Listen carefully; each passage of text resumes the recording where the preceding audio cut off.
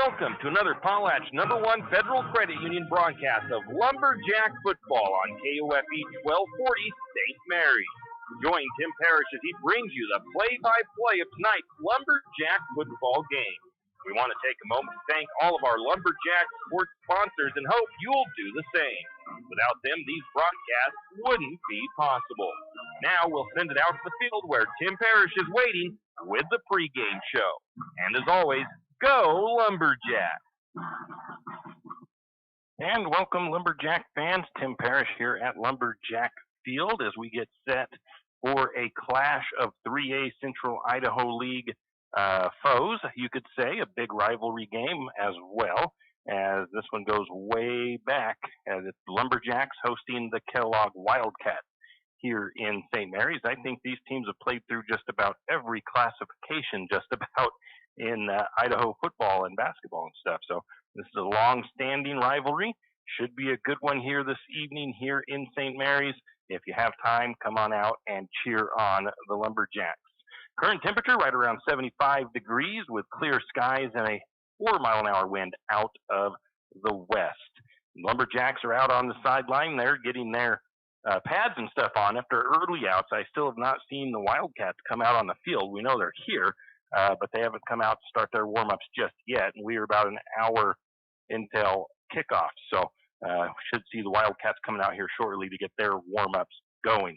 Once again, should be a pretty good game here this evening.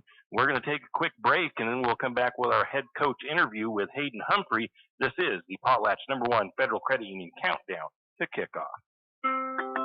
It's not just saving. It's preparing your kids for college, owning your tomorrow, and saying yes to that home, trip, or the next chapter. At P1FCU, we believe saving should work as hard as you do because every dollar you set aside is a step toward freedom.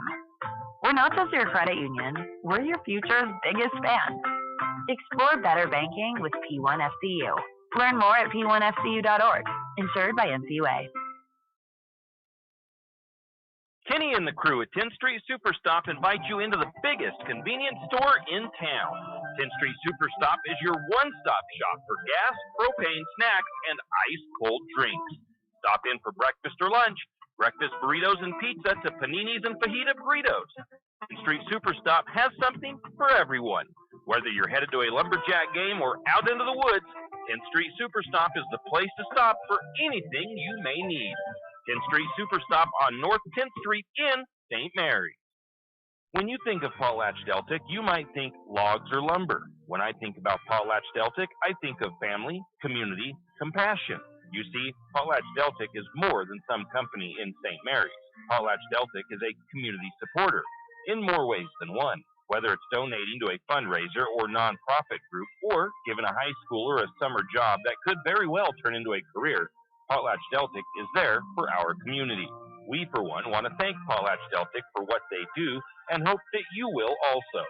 Potlatch Deltic, proud supporters of, well, St. Mary's. A game without a crowd is just a scrimmage. A performance without an audience is just a rehearsal. Without your presence, high school sports and the performing arts aren't possible. Ensure that these essential extracurricular activities continue to enrich the lives of students in Idaho. Purchase a ticket to your local high school's game or performance. This message presented by the IHSAA and the Idaho Athletic Administrators Association. Well, well, well. Are you in need of a reputable, experienced, and knowledgeable well drilling and pump company? Look no further than Interstate Drilling and Pump. Interstate Drilling and Pump drills new wells, deepens existing wells, installs and repairs pumps, and does well testing both for water quality and gallons per minute. Interstate Drilling and Pump has 24-plus years of experience and served from Moscow to Rathdrum and the Silver Valley. Well, what are you waiting for? Get on their schedule today. That's Interstate Drilling and Pump, 208-245-5101. 208-245-5101, Interstate Drilling and Pump. Tax time is here again. I know. It's not your favorite. But at H&R Block, tax time is our favorite time of year. It's when our tax pros get to do what they love the most, help people. By getting to know you, they can make sure your return gets done right. It's not just about numbers, boxes, and forms. It's about personal care, so you get every credit and deduction you deserve. And with an average of 10 years experience, our tax pros get your taxes done right. Just one of the many ways Block has your back. Janelle Martin Holmes, your Farm Bureau insurance agent in St. Mary's, is a proud Lumberjack supporter because they're her hometown team. When it comes to insurance, that's also one reason so many people in St. Mary's choose Farm Bureau insurance. They have a complete line of insurance products, including auto, home, commercial, and life. Plus, they have great customer service and competitive rates. And they're also a local company with local agents right here in St. Mary's. So let's hear it for our hometown team. Contact Janelle Martin Holmes, your local Farm Bureau insurance agent in St. Mary's at 105 North 8th Street, St. Mary's. And we have our head coach interview with head coach Hayden Humphrey as the Lumberjacks get set to take on their first league opponent tonight as they've got Kellogg coming into town. But first, a little bit of a review of last week's game. It was a kind of a tough one against a tough opponent. Bonners Ferry's no slouch. They've got some big boys. And honestly, I didn't even really realize it too much until afterwards looking at stats that you guys moved the ball fairly well for the most part. A few mistakes here. I mean, that game probably could have been a lot closer than it was. But what are your thoughts? I was really happy with how our offense is moving the ball. We had 3 drives that we kind of stalled on, 2 that were right in the red zone. One that we just crossed the midfield row. I really wish that we could have punched that one in. Kind of miscommunication, but, it was one of those first tests that I was very happy with how the offense executed, but always better, and that was one thing that we preached big time this week was execution. We get in the goal line or the red zone, or we're in that threatening area, we have to execute, we have to score. But hats off to Bonners. That's a very well coached team. I mean, I said it before in the interview. They don't do tricks, they don't do gimmicks. They line up and they dare you to stop it, and that's exactly what they did. And hats off to them. That running back for Bonners, that King Moss, he's legit. He's a stud. He runs hard. He runs well behind his pads. They had beef. I mean, their O-line was massive. Their D-line was massive. They're a very physical team, and they were hungry. We would like to have that one back because we think that we could execute better and we could be a little closer in that game. But I was proud of the boys. They didn't quit fighting. They fought the whole time. Just little things that we need to clean up.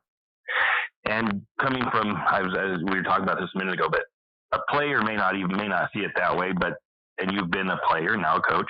They say that sometimes you learn more from a loss than a win, and especially maybe in lopsided wins against weaker opponents. It's definitely more true. But what are your thoughts on that?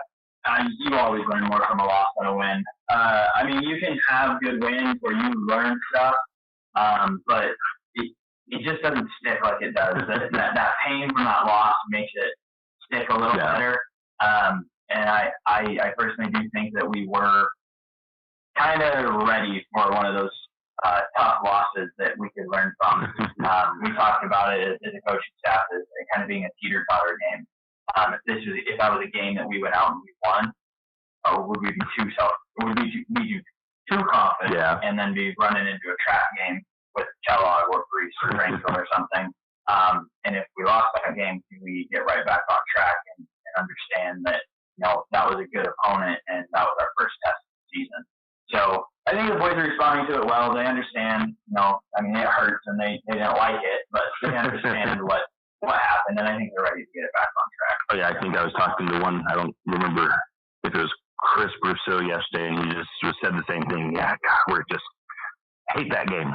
that last game last week. One, and we didn't want to go on. I told them, I said, this is one where, as a coach, I don't even want to watch the film on it. We're just throw the film in the trash and just move forward because we know we hurt ourselves more than we helped ourselves. And it's just one of those ones where the team, they just knew that we didn't execute and it's a different game if we do. So we just move forward from it and move on to next week. So who stood out to you last week in that game offensively and defensively? Offensively and defensively, Brock Barta and Jack, those two's connection, I know they're twins, but it's just unreal. They're guys that they just make it happen. And they're very good at just making it happen. Isaiah Gustav was playing his butt off. Fighting for everything he could for extra yardage on some of those big pass plays to him. That was really nice to see. Aiden Yearout was an absolute warrior. I mean, I don't think he hardly came off the field at all. The only time I can really think of is when his cleat got ripped off of him and he had to get his cleat on. I think that's the only time I've seen him come off my field. Wasn't there a time he lost his helmet too? Yeah. I think he lost his helmet once. He got ripped off of him too. But maybe plays total. I mean, he was a warrior. He was exhausted. He was just tired.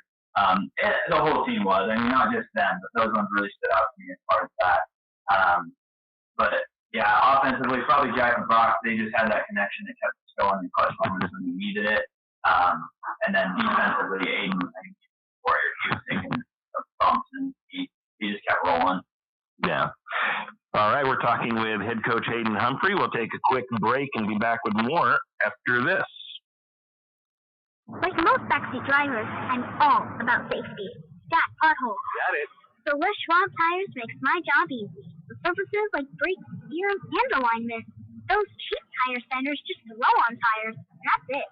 Now, I'm not telling people how to do their job. Linker. I'm just glad Les Schwab takes safety as seriously as me. Help keep drivers and backseat drivers safe with Les Schwab Tires. Doing the right thing since 1952. It's in Park, right? Archie's IGA is not only a proud supporter of Lumberjack sports, but a proud supporter of the St. Mary's community and shopping locally.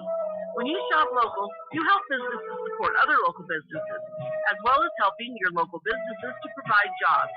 Did you know that local business taxes help maintain communities and counties by fixing roads and maintaining recreational facilities? Local business owners invest in the community and have a vested interest in the future of our community.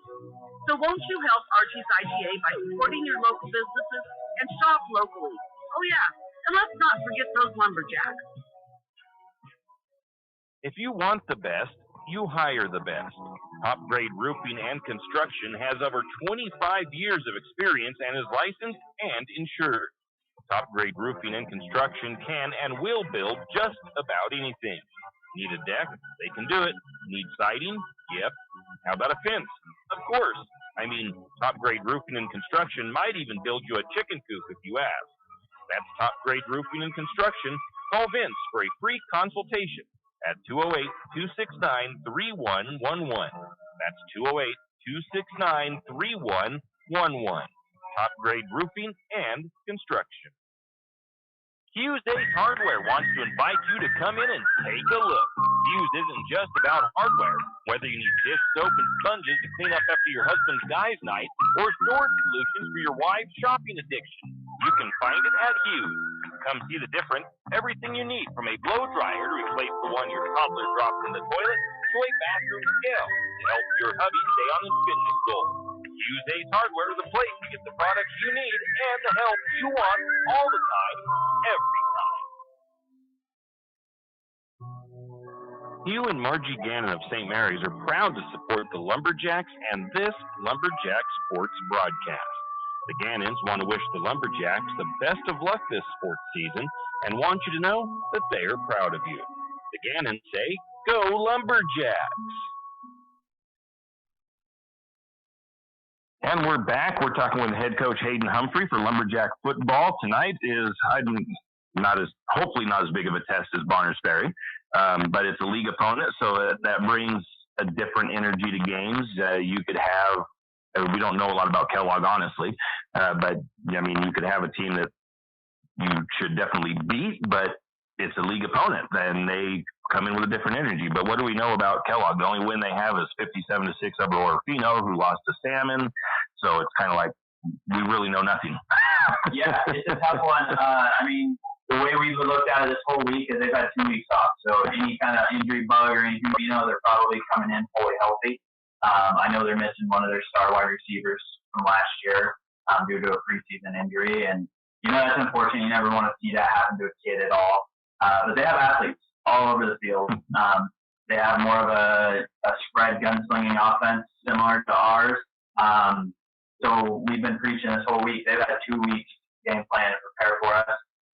There's more film on us than there is of them. Yeah. So, what we're seeing, there's going to be wrinkles and stuff like that, and we have to be ready for it. And taking away the big plays and just just execution. We have to execute when we have the ball in our hands.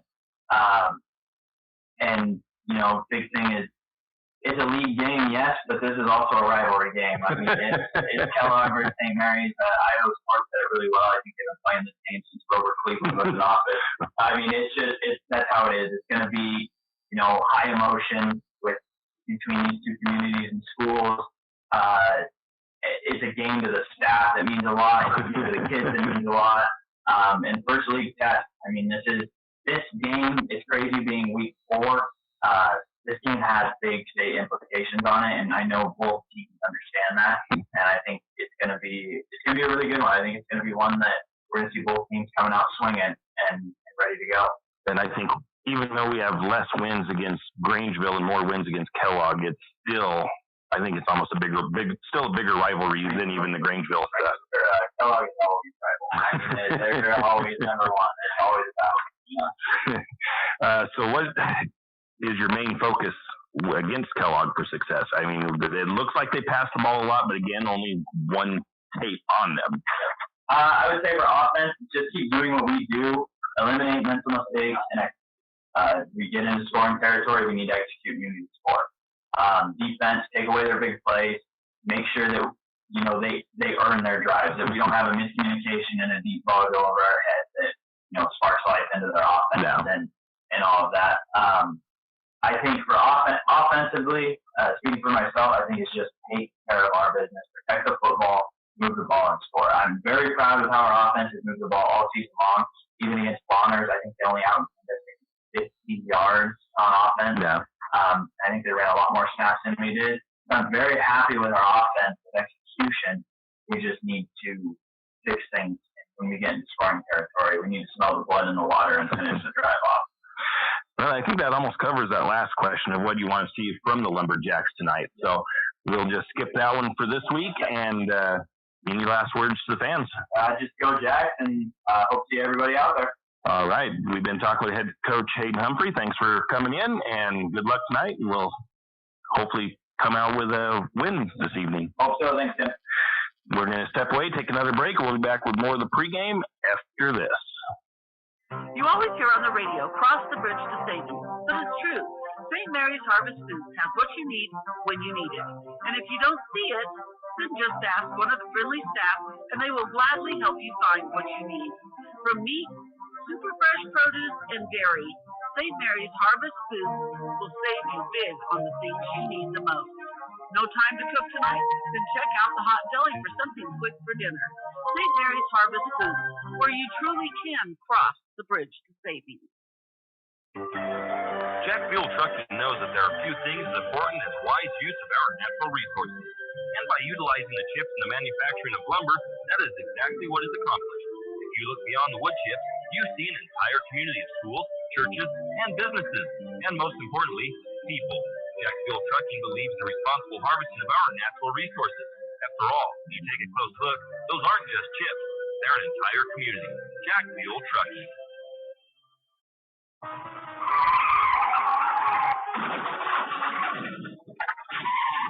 Sometimes accidents happen. You never thought it would happen to you, but it did. Where can you turn for that friendly hand of support? Jack's Pharmacy is your good neighbor pharmacy in St. Mary's, where you'll find personalized care. Whether you need crutches, supports, wheelchairs, or even a hospital bed, Jack's is here for you. We service both Medicare and Medicaid. If you need durable medical equipment, come to Jack's, your good neighbor pharmacy, where you'll receive personalized service and attention. Mitchell Excavation in Fernwood is a proud supporter of Lumberjack Sports. For all of your road building, site preparation needs, call Mitchell Excavation, 208-245-1160. Whether ditch digging for plumbing and electrical or home site preparation, Mitchell Excavation is the place to call. That's Mitchell Excavation in Fernwood, 208-245-1160. Mitchell Excavation says, go Lumberjack! Looking for future leaders we can believe in? Look no further than the high school student athletes right here in Idaho. High school sports teach young people how to be effective leaders. It includes learning to listen, accepting responsibility, being a good role model, and it's about respect. The result, it transcends sports. It gives us hope for the future.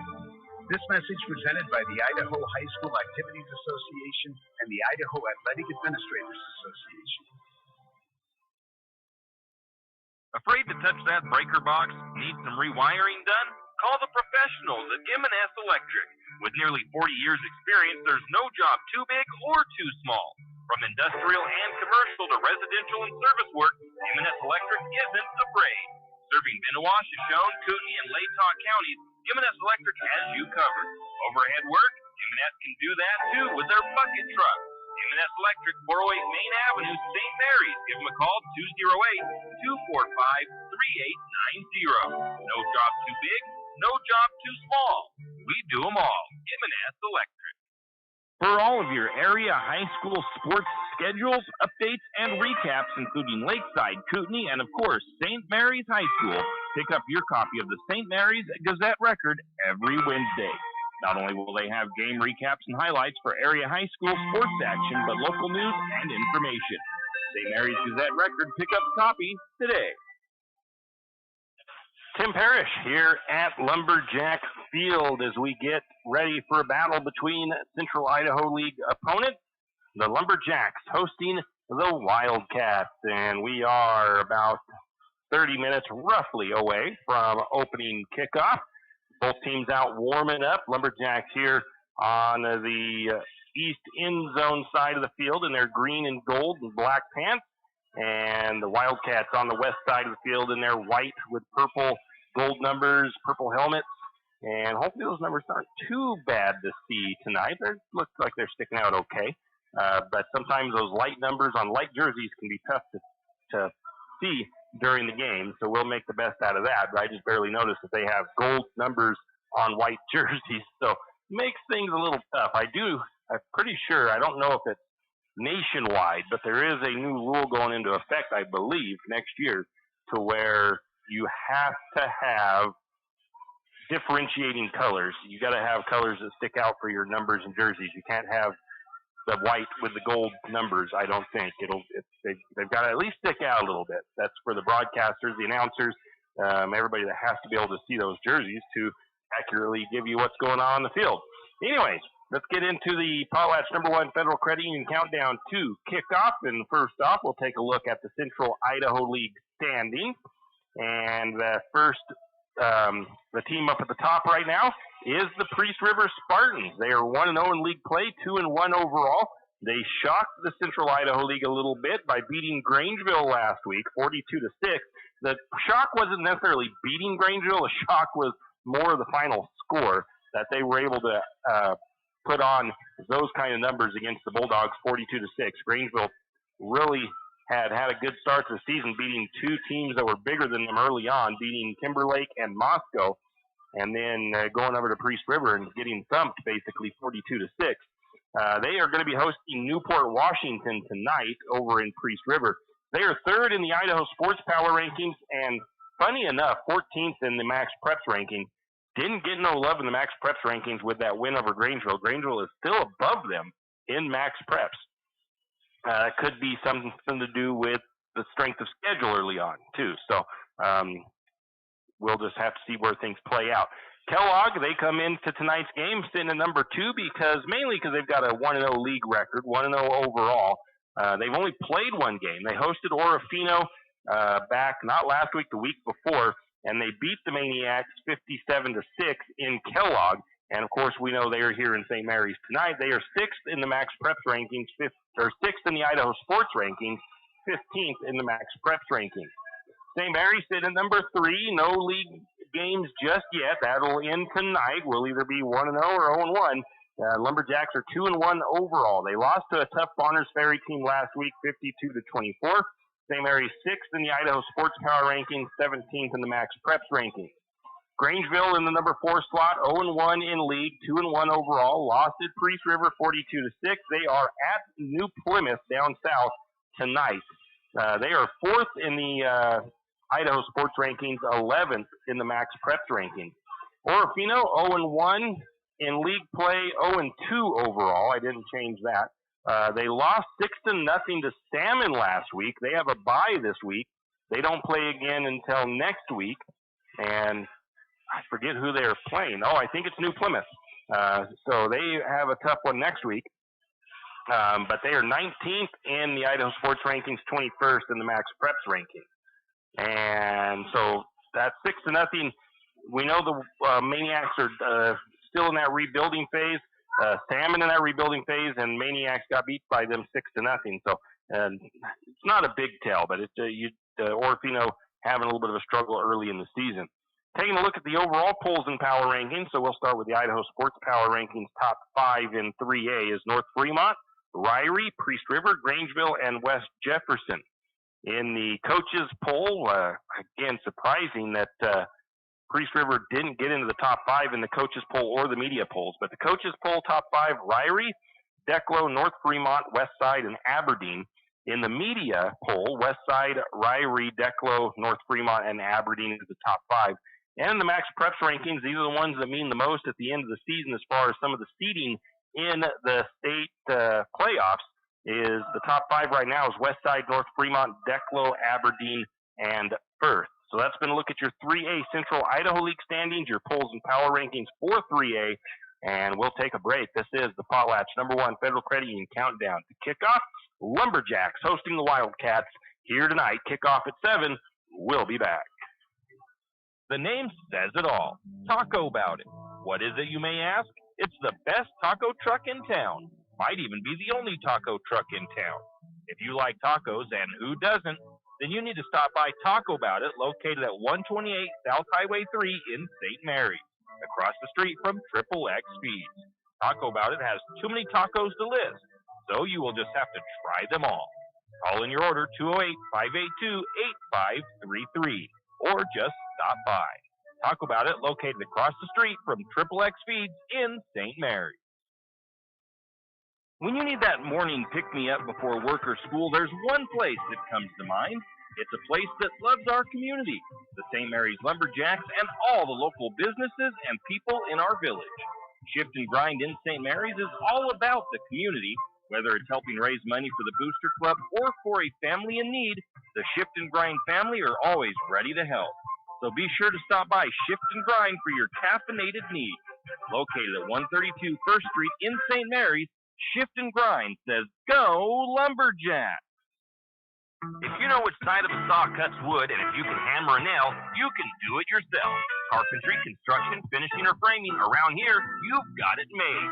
You've got 10th Street Lumber. At 10th Street Lumber, we have the answers to your building and repair project questions. Every day, 10th Street Lumber helps homeowners get quality results. For lumber, block, power tools, fixtures, everything you need for a professional job. Don't pick up a nail until you shop 10th Street Lumber. 10th Street Lumber on the corner of 10th and Railroad Avenue in St. Mary. Wondering how to manage your retirement nest egg? How big should it be when you retire? Contact Jenny Oaks at Gateway Financial Partners to get the answers to these and all your other financial questions. The securities and advisory services offered through LPL Financial, a registered investment advisor. Member FINRA SIPC.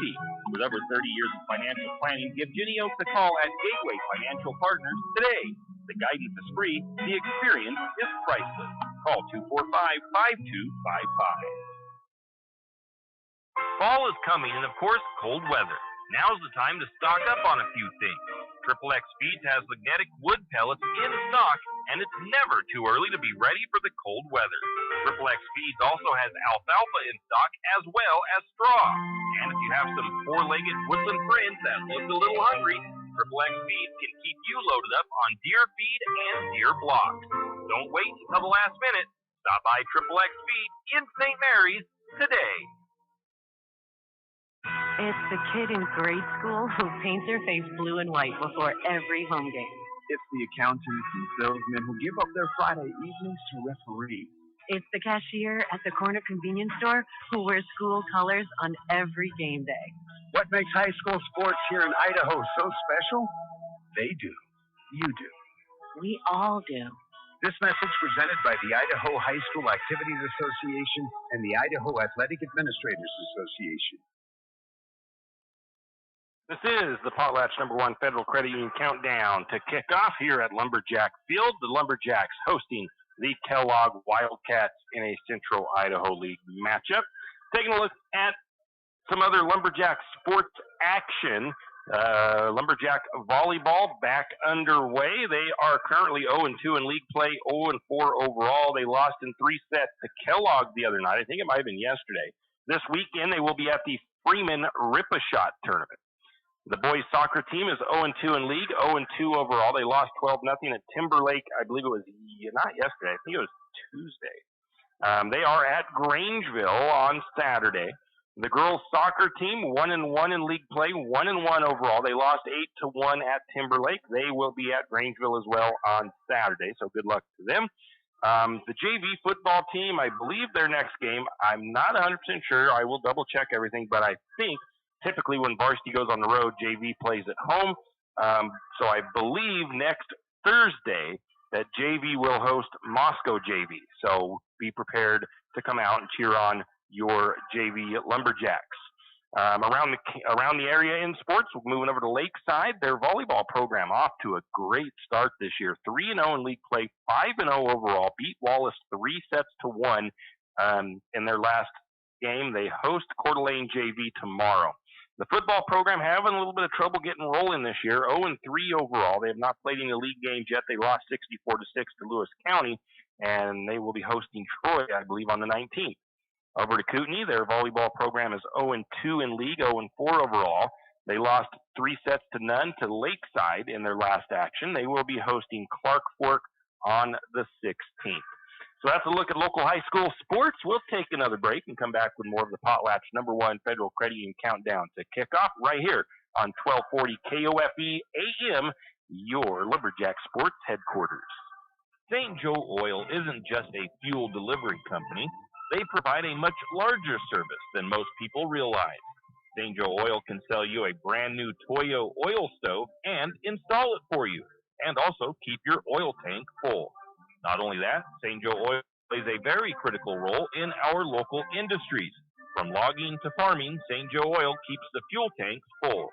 From heating oil to off-road diesel and everything in between, call St. Joe Oil 208-245-2123. That's 208-245-2123. St. Joe Oil. St. Mary's Realty is a St. Mary's icon. Why? Because they are a team. They work for you. And they've been a team for many years. Whether you are buying your first home, looking for a recreational cabin, or selling your current home, St. Mary's Realty puts their team on it for you. So stop in or give them a call today at 245-4502 and let their team be your team. That's St. Mary's Realty at 726 Main Avenue, St. Mary's. Riverbend Car Wash and Laundromat, located next to Harvest Foods in St. Mary's. Open 24 hours, we have washers and dryers of all sizes to get your laundry done quickly. If you'd like to get your laundry done in less than 5 minutes, take advantage of our drop-off laundry service where we wash, dry, and fold it for you. While you do your laundry, be sure to take advantage of our touchless automatic car wash, which has that great undercarriage spray to get the grime off.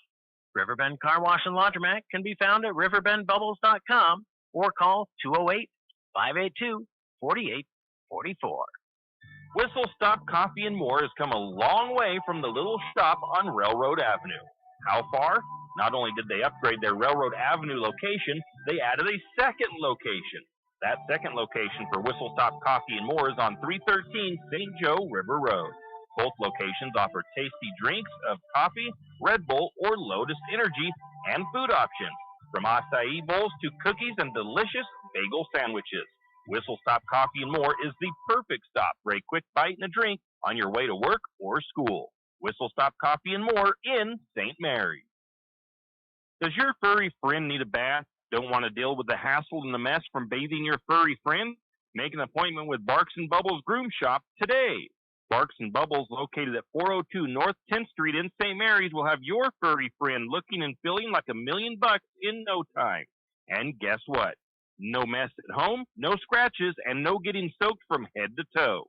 Let Barks and Bubbles Groom Shop handle the work. Barks and Bubbles Groom Shop also offers pet boarding. Call for an appointment today at 208-245-5755. That's 208-245-5755. Barks and Bubbles Groom Shop in St. Mary's. There's a new shop on Main Street in St. Mary's. It's a gift shop.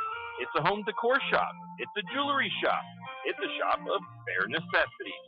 Bare Necessities Trading Company is located at 822 Main Avenue in St. Mary's and has just about anything you could think of. From rocks and minerals to specialty foods, knives, and handcrafted soaps and lotions, there really is too much to list. So stop by Bare Necessities Trading Company today and pick up a gift, something new for your house, or a cup of coffee. That's Bare Necessities Trading Company, located at 822 Main Avenue in St. Mary's. Tim Parrish back here at Lumberjack Field. It is the Potlatch #1 Federal Credit Union countdown to kick off as your Lumberjacks get set to take on Central Idaho League opponent, the Kellogg Wildcats. Once again, you can pick us up on 1240 KOFE AM on your radio dial. You can also find us on our YouTube audio stream. That audio stream, you can find the link on our Facebook page. And you can also pick us up when watching it on the NFHS network camera. We provide our audio into the system, so that is also a positive for those out there. That's not only for our sponsors, but for those watching that as well, to be able to get that play-by-play along with it. Anyway, let's take a look at statistics so far for the Lumberjacks on this season. Right now, the Lumberjacks averaging about 37 points per game, which is a very good average, actually. I don't think any coach would complain about a 37-point per game average. Also, yards per game, nearly 400 yards, 389 yards per game average right now. Passing yards per game, 187. Rushing yards per game, right around 200. 14 yards per passing attempt and 7 yards per carry for the Lumberjack offense.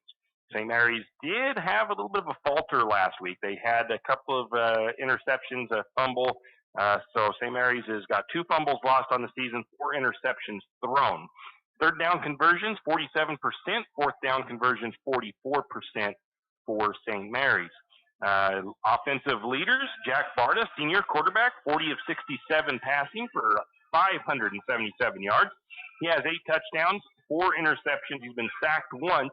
He is currently 5th in 3A for his passing yards in all of 3A football, so doing pretty well. Brock Barta, senior wide receiver, 26 catches, 247 yards, 5 touchdowns. He has a long of 29 yards. Marcus Speakman is a junior, 2 catches for 112 yards on the season. He has 2 touchdowns and a long of 80. Aiden Yearout, senior running back, 28 carries, 301 yards on the season. He has 4 touchdowns, a long of 90. Caden Morris, senior, 19 carries. He has 138 yards rushing, 2 touchdowns, and a long of 67. That's St. Mary's offense. Let's look at their defense. Defensively, the Lumberjacks are allowing just 29 points per game, 251 yards per game,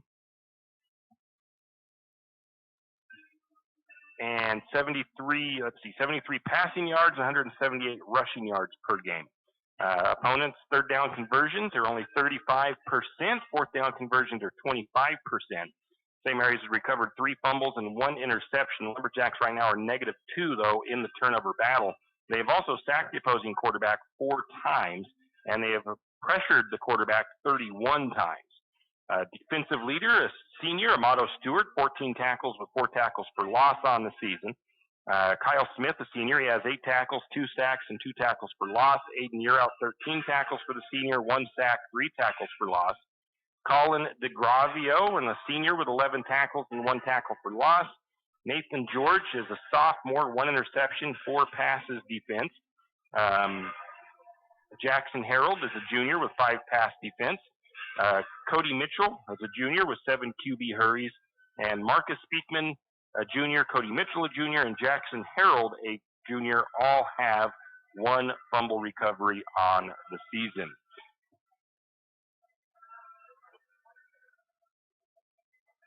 We're going to go ahead and take a quick break. We'll be back with more of the Potlatch #1 Federal Credit Union Countdown to kick off after this. It's not just saving. It's preparing your kids for college, owning your tomorrow, and saying yes to that home, trip, or the next chapter. At P1FCU, We believe saving should work as hard as you do because every dollar you set aside is a step toward freedom. We're not just your credit union, we're your future's biggest fan. Explore better banking with P1FCU. Learn more at p1fcu.org. Insured by NCUA. Kenny and the crew at 10th Street Superstop invite you into the biggest convenience store in town. 10th Street Superstop is your one-stop shop for gas, propane, snacks, and ice-cold drinks. Stop in for breakfast or lunch. Breakfast burritos and pizza to paninis and fajita burritos. 10th Street Superstop has something for everyone. Whether you're headed to a Lumberjack game or out into the woods, 10th Street Superstop is the place to stop for anything you may need. 10th Street Superstop on North 10th Street in St. Mary's. When you think of PotlatchDeltic, you might think logs or lumber. When I think about PotlatchDeltic, I think of family, community, compassion. You see, PotlatchDeltic is more than some company in St. Mary's. PotlatchDeltic is a community supporter in more ways than one. Whether it's donating to a fundraiser or nonprofit group, or giving a high schooler a summer job that could very well turn into a career, PotlatchDeltic is there for our community. We, for one, want to thank PotlatchDeltic for what they do and hope that you will also. PotlatchDeltic, proud supporters of, well, St. Mary's. A game without a crowd is just a scrimmage. A performance without an audience is just a rehearsal.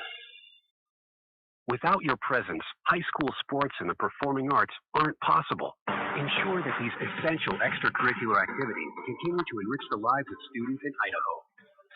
Purchase a ticket to your local high school's game or performance. This message presented by the IHSAA and the Idaho Athletic Administrators Association.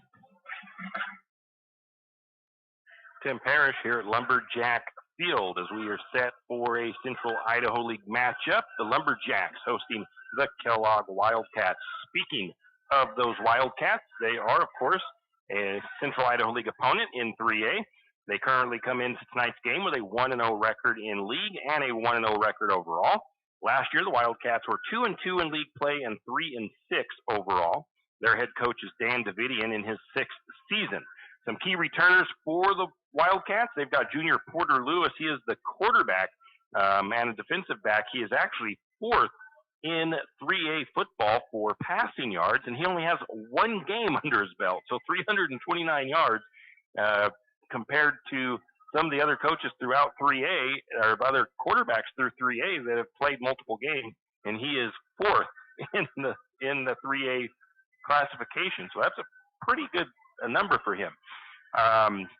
Last year, he had almost 2,000 yards, 1,938 yards passing, 19 touchdowns, and 8 interceptions. He is a formidable quarterback. And then you've got senior Maddox Allen. He is a wide receiver and a defensive lineman. Senior Drayden Taylor, who's a wide receiver and a defensive back. I didn't really have any key players lost that I could mention for the Wildcats, but they are without one of their stud wide receivers. And the sad part for that is he is also a senior, and that's Radley McDonald. I've always said that I always hate seeing any of the athletes go down injured, but I always hate it even more when it's a senior athlete, because especially if it's the injury that takes them out for a while during their senior year. So our thoughts are with Radley. We hope that hopefully he gets back into some action here in his senior year, and we're going to miss competing against him here tonight. He is a heck of an athlete, but he is not necessarily a player that's lost because he graduated, but he is out with injury. Impact players, I didn't really look too much in to find out who could be an impact player for Kellogg coming in tonight. So we'll take a look at some stats here. Remember, first, the Wildcats' first and only win of the season so far. They've only played one game, 57-6 over the Maniacs a few weeks ago. And last year, up in Kellogg, the Wildcats beat St. Mary's 34-22. So real quickly, we'll look at those stats for this year. Porter Lewis, the quarterback, he is 14 of 17 against Orofino for 329 yards. He had 7 touchdowns in that game. He tied a record that is held by none other than, I don't remember which Luna was the quarterback. I apologize for that. But the record is held. I think it's now just tied with Luna for 7 touchdowns in a game. if I recall correctly. And I think that was a state record. So he was really close in that game to breaking that record. In the rushing side of things, Andrew Lewis, he's a senior. He had 7 carries against Orofino for 112 yards. He scored a touchdown. Really the only running back of note in the stats for that game. Receiving-wise, Drayden Taylor had a heck of a game, 6 catches for 137 yards. He is a 6'2", 6'3" receiver. St. Mary's is going to have to find a way to shut him down tonight. Next closest was Grasscamp, a senior. He had 80 yards on 4 catches. And the next one is Reed. He had 3 catches for 77 yards. So they've got a pretty good receiving corps. And let's see, taking a look at some other numbers. They had 2 sacks against Orofino. Let me get a first name for you. Talon White, a junior, he had 2 sacks against the Maniacs. So that's just a quick look at their stats. And, they're going to be a tough team tonight. We'll take a quick break. We'll come back with more. Well, we'll keep it right here. We'll go ahead and look at this. So the Lumberjacks suffered their first loss last week against a tough Badgers team. Tonight, they look to get back on track. They'd like to get back on that another win on the win side, but they're going to face a pretty tough league opponent with Kellogg. The Wildcats have only played 1 game this year, and it's against a team that's kind of down this year with Orofino. But the Wildcats didn't lose a lot of players last year to graduation, I don't believe. So they are still a very formidable opponent this year. St. Mary's is going to have their hands full with their passing attack. We don't really know what the ground game looks like for Kellogg as much, but St. Mary's is going to have to shut down the pass game. I think to do that, the easiest way is to put pressure on the quarterback, Porter Lewis. If the Lumberjack defensive line can get into the backfield, the linebackers on the blitzes can get into the backfield and put some pressure on Porter, it could throw off the passing game. But that's going to be, in my opinion, what St. Mary's has to do in order to get the win here tonight, because the Wildcats do have a very dangerous passing game. If Porter has clean pockets and time to survey the field, it could be a long night for St. Mary's. They are getting ready, I think, for the national anthem. I'm not 100% sure as the time runs out on the clock. It might be the national anthem coming up first. And we will check, because if it goes to the national anthem, we'll take a quick break. I think they'll do starting lineups after the national anthem, or after. So we'll see. We've got Hammy up on the announcing booth tonight for the field announcing.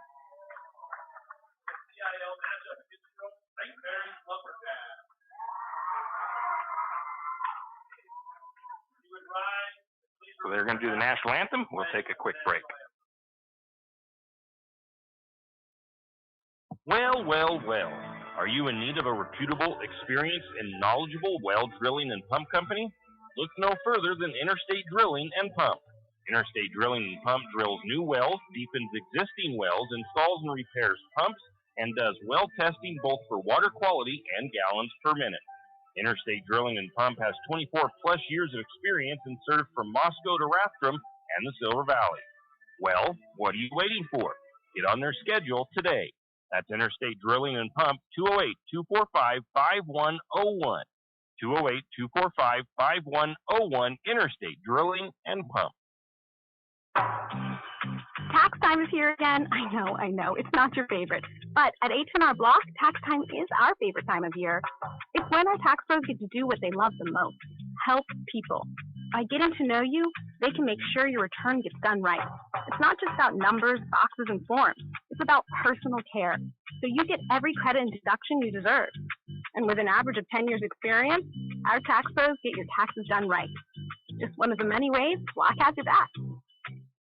Janelle Martin Holmes, your Farm Bureau insurance agent in St. Mary's, is a proud Lumberjack supporter because they're her hometown team. When it comes to insurance, that's also one reason so many people in St. Mary's choose Farm Bureau insurance. They have a complete line of insurance products, including auto, home, commercial, and life. Plus, they have great customer service and competitive rates. And they're also a local company with local agents right here in St. Mary's. So let's hear it for our hometown team. Contact Janelle Martin Holmes, your local Farm Bureau insurance agent in St. Mary's at 105 North 8th Street, St. Mary's. And we're back as we get the starting lineup out of the way. In the Wildcat starters, we've got Andrew Lewis, Drayden Taylor, Porter Lewis, number 11, Cyrus Reed, number 21, Talon White, number 22 is Chase Scribner, number 45, Preston Grasscamp, number 50, AJ Peak, number 51, Luke Little, number 52, John Brownfield, and number 84, Maddox Allen. Now get on your feet and make some noise for your own St. Mary's Lumberjacks. And now we'll go ahead and go to your starting lineup for St. Mary's. We were marching to the night. Introducing your Lumberjack offensive starters. Jack Barta, senior quarterback, number 13. Caden Morris, senior running back, number 31. Brock Barta, senior wide receiver, number 7. Isaiah Gustav, senior wide receiver, number 5. Grayson DeLong, senior wide receiver, number 2. Jackson Harold, wide receiver, number 6. Kyle Smith, left tackle, number 77, senior. Russell Brusso, number 58, senior. Michael Kohler, sophomore, number 70, center. Jason Pryor, number 59, left guard, senior. William Durham, senior, number 56, right guard. That was your starting lineup offensively for your Lumberjacks. They're getting the final couple of Lumberjacks introduced down here on the field. Turn my light on up here. Take a quick look at the upcoming college and pro schedule. You've got the Idaho Vandals are 1-1 overall on the season. They beat St. Thomas last weekend 37-30. They're going to be playing Utah Tech on Saturday at 1 p.m. at the Kibbe Dome. Boise State 1-1. They beat Eastern Washington University 51-14. They will be at Air Force on the 20th at 4 p.m. The Seahawks 0-1 in conference play, 0-1 overall. Lost to the 49ers last weekend 17-13. They will be at the Steelers this Sunday at 10 a.m. Now we'll get the captains and we'll get the starting. So the captains. So we got the number 2 of Lewis, Andrew Lewis, number 50 of Peak. We got the number 22, I believe, of Scribner, and the number 4 of Porter Lewis as the captains for the Wildcats. For St. Mary's, it's going to be Brock Barta and Jack Barta, I believe, and Russell Brousseau and Kyle Smith, the captains, out tonight for the coin toss. They go over their ground rules, the officials, what they expect to see: a clean game, none of this punching, kicking, biting type of stuff, and then they will let Kellogg call the coin in the air. It looks like they're showing them heads and tails, both sides. And the coin toss is up. The honorary captain will do the coin toss, and St. Mary's still has not won a coin toss this year. The Wildcats will win the coin toss. They will defer, so they will kick off. St. Mary's will go on offense first. The Lumberjacks will be going left to right on your radio dial. And again, St. Mary's coaches have been joking that they not really argue, but just have some difference of opinions when it comes to if you want to go offense or defense when you win the coin toss. Well, they haven't even had to make that decision yet this year because they haven't won a coin toss yet. So St. Mary's will return the opening kick. And again, St. Mary's will be going left to right on your radio dial. See who goes back for the Lumberjacks to be kick returners. It's going to be Isaiah Gustav and Brock Barta. Kicking for the Wildcats Did I figure out who their kicker was? I'm not sure if I did for sure. I'll let you know here in a second.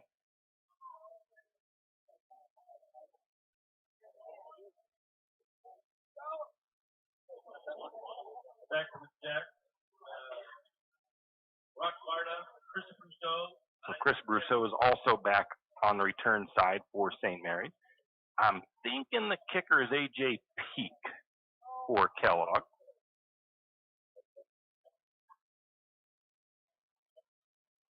Again, the Wildcats for their road jerseys, white jerseys with gold numbers. A little bit tough to read out there, so we'll do the best we can when it comes to that.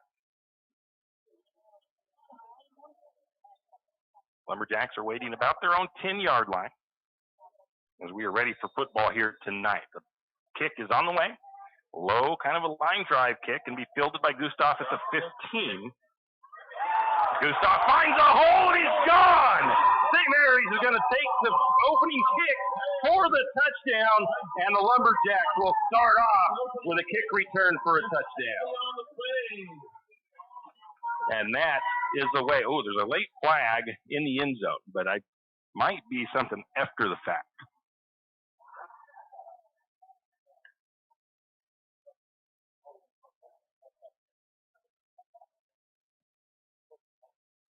We'll see.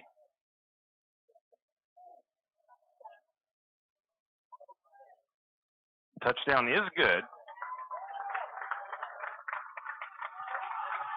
So he took that from the. An unsportsmanlike penalty against the Jacks. So St. Mary's had an unsportsmanlike penalty, and I'm not sure. I don't think Isaiah. I think there might be some sort of a rule where you can't celebrate on something like that going into the end zone, but I'm not sure. I didn't see what happened, so I'm not going to really try to assume. But it was a 85-yard return, and the Lumberjacks go up 6-0 with minimal time off the clock, pending the extra point, but it looks like St. Mary's going to go for 2. So they got Jack Barda in the shotgun, missing a running back. Coming out is Aiden Yearout. 4 wide receiver look for the 2-point try. Barda takes a snap. He's going to hand it off to Yearout. Yearout shrugs off a couple of tacklers, and did he force his way in? They say he did not get it. So no good on the 2-point conversion. St. Mary's takes the opening kick for about 85 yards for a touchdown. They lead the Wildcats 6-0. Lumberjack defense coming out after this. Like most backseat drivers, I'm all about safety. That pothole. Got it. So Les Schwab Tires makes my job easy. With surfaces like brakes, steering, and alignment. Those cheap tire centers just throw on tires. That's it. Now, I'm not telling people how to do their job. Linker. I'm just glad Les Schwab takes safety as seriously as me. Help keep drivers and backseat drivers safe with Les Schwab Tires. Doing the right thing since 1952. It's in park, right? And we are back. St. Mary's will kick off from a little bit further back after that penalty, but I'm not going to mess with any of that stuff in my stats because sometimes it messes stuff up. So Lumberjacks will kick from their own 25-yard line. And I'm trying to see, I can't quite see the numbers of the return men for Kellogg. One of them looked like the 40, but I'm not sure. So Prenzado lines it up. We've got a short kick picked up by the Wildcats in Lumberjack territory. I think that ball was only to the 40 of St. Mary's. And the Wildcats will move it to about the 41. And I have no clue who picked that up for the Wildcats. I didn't even see. I don't know if St. Mary's might have tried an onside kick there or if it was just a miss hit by Prenzado. So the Wildcats come out. Lewis in the shotgun. Running back flanked behind him. 4 receivers set. Receivers are stacked on each side of the field. Pistol formation, takes a snap. He's going to look to throw across the middle. Incomplete, intended for the 45 of Grasscamp. And it'll be 2nd and 10 for the Wildcats. This time the Wildcats are bringing all 4 wide receivers here to the near side. Quick snap, empty backfield, a little bit of a screen play here. They're going to get the ball complete. Spinning off for the defender is Lewis, and he's going to take it down for about a 9-yard run or catch.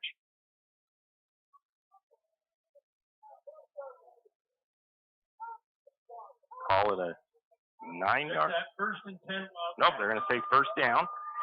I think the tackle was made by the 56 of Durham. So kind of like a screen play out to the side. 3 receiver sets to the near side this time for the Wildcats, 1 to the far side. Porter Lewis in the pistol. Running back flank behind him, takes a snap. Little option play out to Lewis. Lewis is going to be chased down by DeLong for a short gain. Second and short for the Wildcats. About a 6-yard gain, maybe not that short. So it'll be second and 4 for the Wildcats. Wildcats kind of hurrying things up a little bit. 2 receivers to the near side, 2 to the far side. Porter Lewis looks like he's going to be in the pistol. Andrew Lewis lined up behind him at the running back position. Takes the snap, looks to throw. He's going to throw to the flat. There for the tackle immediately is Nate George. The completion is good to Grassham, but Nate George right there to make the stop.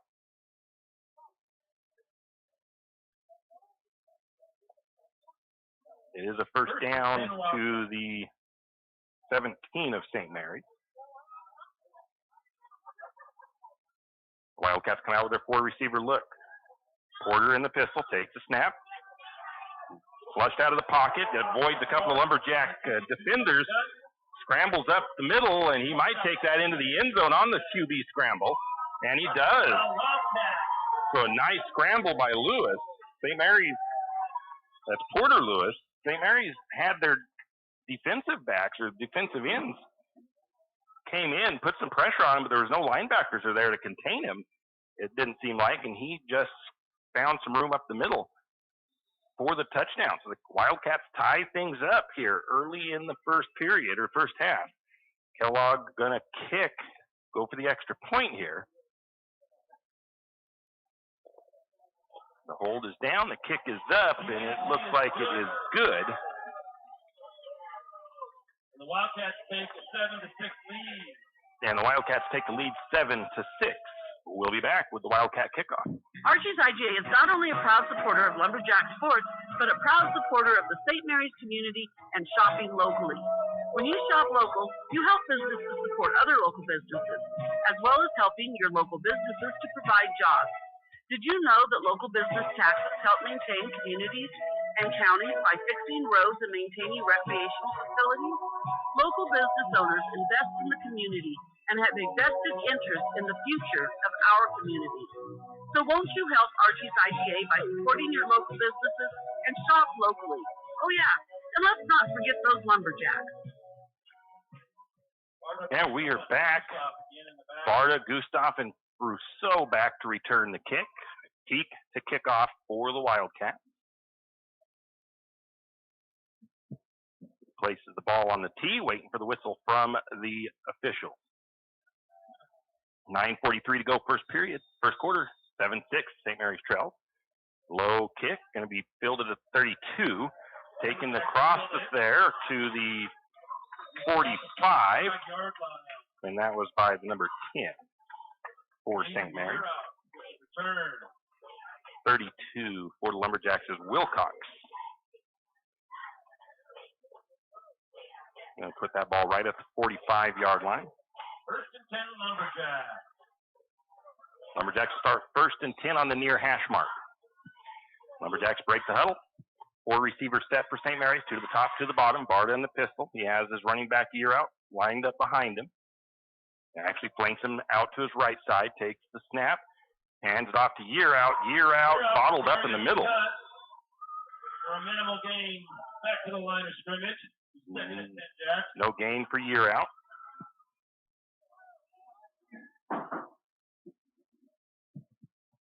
Lumberjacks test in the middle of that defensive line of Kellogg. 4 receivers set once again for the Lumberjacks, 2 to each side. Gear out, flank to the left of Barta. Barta in the shotgun. The snap, fakes the handoff, going to throw it. Looking for Harold, I think, but Harold stopped his route, incomplete. Third and long for the Jacks. Third and long for the Lumberjacks now. I think he was expecting Harold to continue on that breaking route to the outside, and I think he kind of sat down there. So it's 3rd and 10 for St. Mary's on their own 45.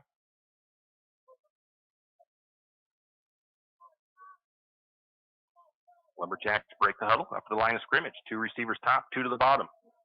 3 receivers to the bottom, actually. Empty backfield. Jack Barta in the shotgun takes the snap. Gonna go deep. He's looking for his man, Gustav, and just off of Gustav's fingertips. That was a good throw by Barta. Good job by Gustav to get corrected and turned around and try to make the catch. Just couldn't quite haul it in. And it'll be 4th and 10. Jack Barta took a shot at the end of that play, but it was right as he released the ball. So no harm, no foul there. Good pressure by the defense. Good throw, though, by Jack. So DeLong will come out to punt for St. Mary's. Lewis and Grasscamp back for the Wildcats. Grasscamp will wait for and Lewis back to return. Punt is off. Going to be a bouncing one that's going to be picked up at the 24. And there is Laundry on the field, flag on the play. He'll take off with it, and he'll be tackled by Gustav, and I'm not sure there's a penalty there as well. So return to the 37.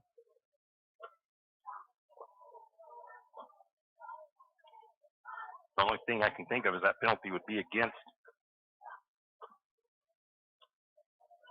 Personal foul, face mask on the tackle. Tackle on 15 for the Wildcats. Face mask against St. Mary's. Lumberjack territory. 1st and 10 from the 42. So it'll move the ball up to Lumberjack 42. 47.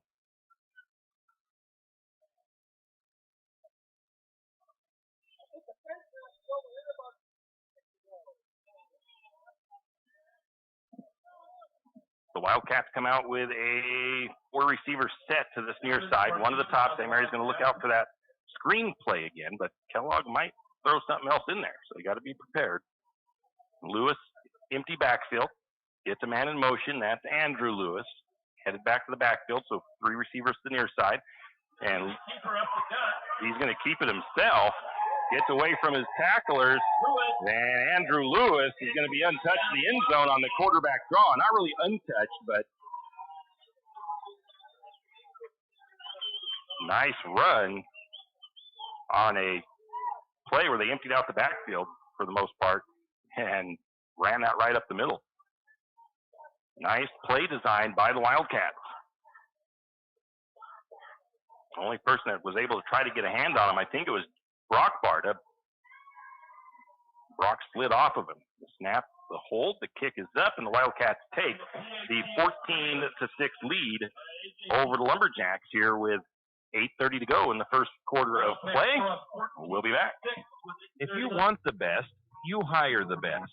Top Grade Roofing and Construction has over 25 years of experience and is licensed and insured. Top Grade Roofing and Construction can and will build just about anything. Need a deck? They can do it. Need siding? Yep. How about a fence? Of course. I mean, Top Grade Roofing and Construction might even build you a chicken coop if you ask. That's Top Grade Roofing and Construction. Call Vince for a free consultation at 208-269-3111. That's 208-269-3111. Top Grade Roofing and Construction. And we are back. AJ Peak set to kick off for the Wildcats. That's going to be a squib kick. Falling on it for the Lumberjacks is Gear out on the 40-yard line. And that's where St. Mary's will take over.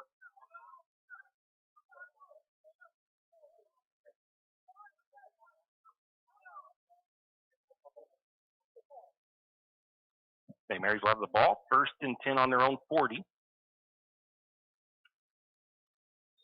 Wildcats lead 14-6 midway roughly through the first quarter.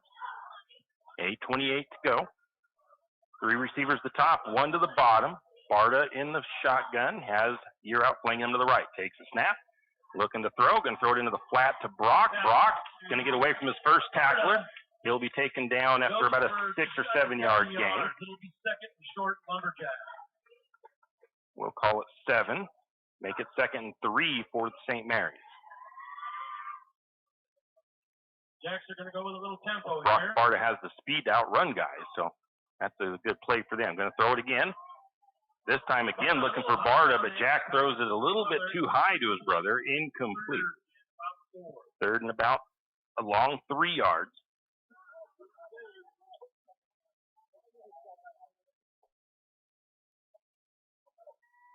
Lumberjacks picking up the tempo here. Lumberjacks looking for a first down. It'd be the first down of the game for them. Going to a 4 receiver look, 2 to the top, 2 to the bottom. Year Out flanking to the right side of Barta in the shotgun. And they're going to get the Wildcats, I think, to jump offside.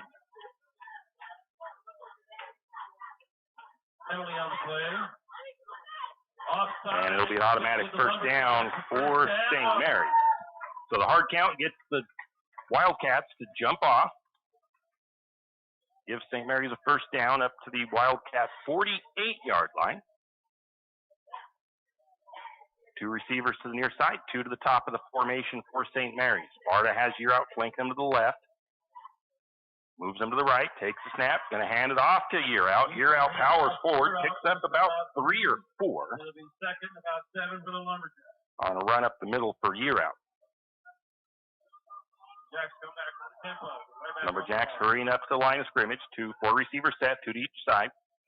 Barta shotgun, takes the snap, looking to throw this time. He's going to keep it himself instead. Stretches that ball out at the end and maybe gets to about the 40. 41-yard line. It'll be 3rd and 2.5, 3 yards. So 3rd and about 3 in the Wildcat side of the field.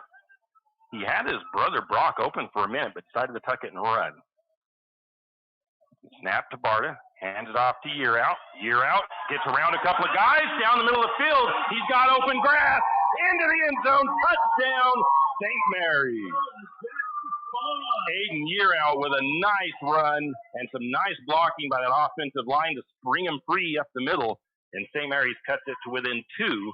14-12, Kellogg would lead. St. Mary's, I would assume, goes for the 2-point try here. 6:51 to go, first period.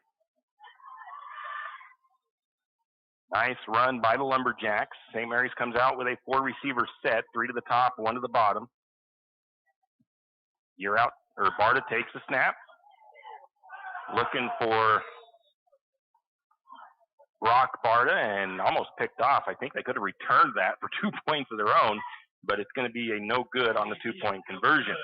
So the score, 14-12 in favor of the Wildcats with 6:51 to go in the first quarter of play. You're listening to the home of Lumberjack Sports, 1240 KOFE St. Mary's.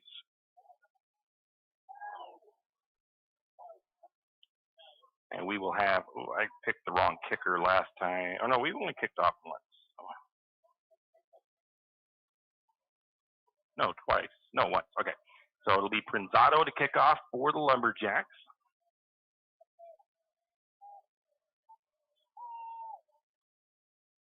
Kellogg has 2 guys waiting at about the 21-yard line.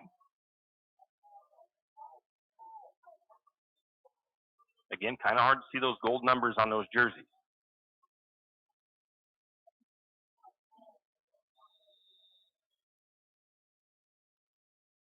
Prinzato lines him up. Kick is on the way. High kick, going to be picked up at the 20-yard line. And tackled by a host of Lumberjacks at the 30.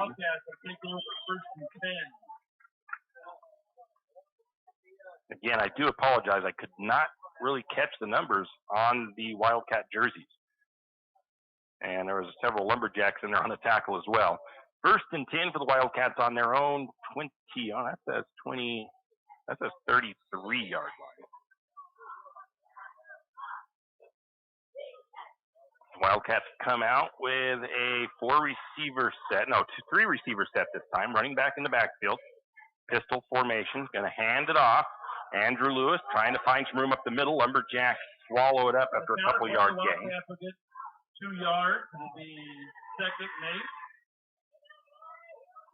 8. Last Lumberjack off the bottom of the pile was Russell Brousseau. So for now, I'll credit him with that tackle. Brings up second about 7 for the Wildcats after about a 3-yard pickup. 1 receiver to the top, 1 to the bottom. 2 running backs lined up in the backfield this time with Porter Lewis. Porter takes the snap, fakes the handoff, and I thought there was some early movement there. A little bit delayed on the flag, but it does come out, and Kellogg will march it back with a false start. They'll go to second and 12 for Kellogg now. Second and 12. I thought I seen one of the running backs move just a bit early.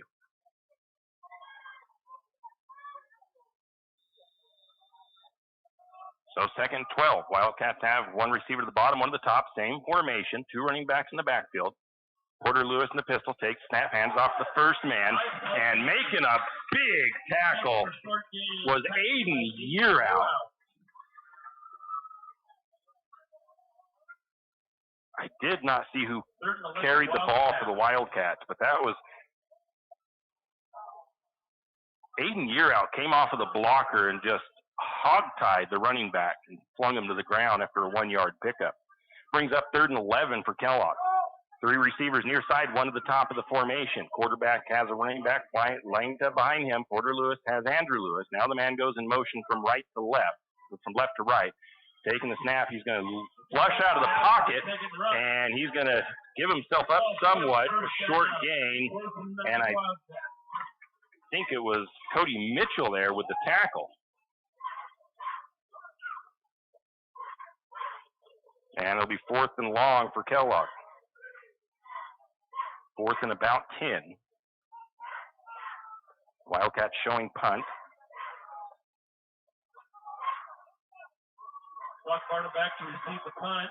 Barter will wait for the punt at about. They take Taylor to punt. It's a short kick that'll go. Oh, St. Mary's going to pick up. We'll start in Wildcat territory. 1st and 10, Lumberjack. I'm not sure who that was for St. Mary's that grabbed that.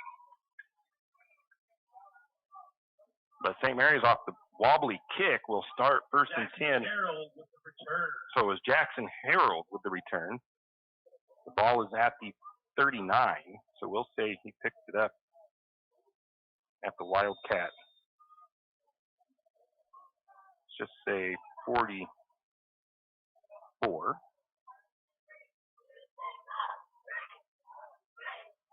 St. Mary's comes out with 2 receivers each side. Snap. Hand off to Yearout, and we'll get a flag. Goes for a loss on the play, but we have a flag on the play. So loss of a yard and then a flag, and that flag came from the sideline. I don't know. I'm not going to assume to know what this flag is. It's going to be against St. Mary's. It will be an illegal procedure against the Lumberjacks. So they'll repeat that down. It'll be 1st and 15.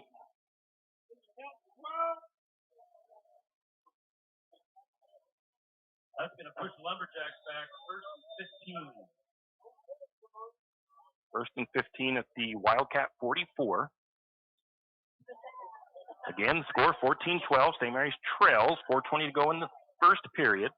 2 receivers near side, 2 to the top of the formation. Barta in the shotgun, flanked by Yearout. Takes the snap, a little bit low, is able to pull it up. Looking to throw. Looks to Harold, I think, and it is. Harold picks up about 8. Nice catch by Harold. The coverage all over him. Good coverage by the Wildcats. And it's going to be an 8-yard pickup. Brings up 2nd and about 7 for the Lumberjacks. Again, same set.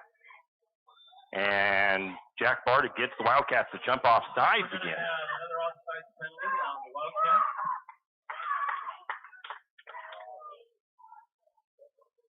And we do. So we'll make it second and about 2 for the Lumberjacks instead. That moves the ball up to the Wildcat 31-yard line.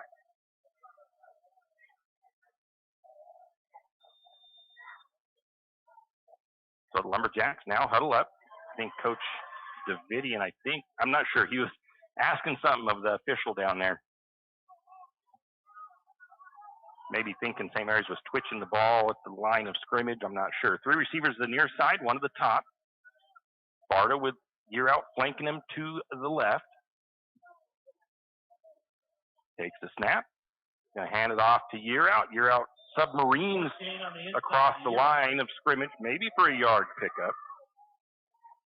Brings up 3rd and maybe a yard. Didn't move it that far even, so still pretty close to 2 yards.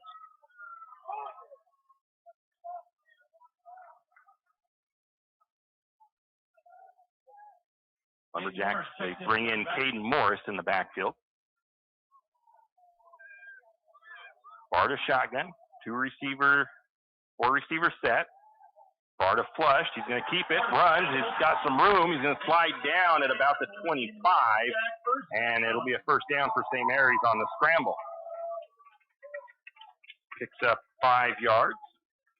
1st and 10 for the Jacks. Keep their drive alive.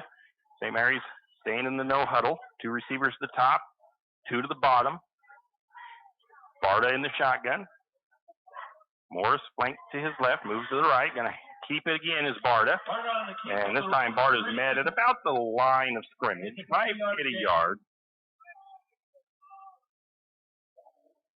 Couple yards, actually.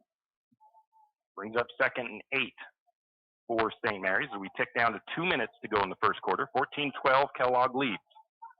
Lumberjacks driving, though. 4 receivers set again. Quick snap for Barta. Barta flush. He's going to have a penalty flag. That might be a hold. Barta's going to pick up about 3. And another flag, and then we're going to have offsetting penalties.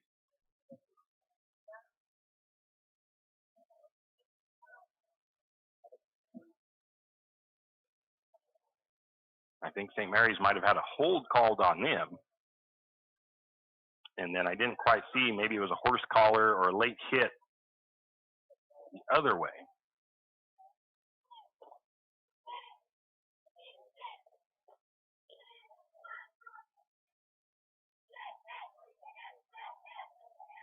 Personal foul on the Wildcats.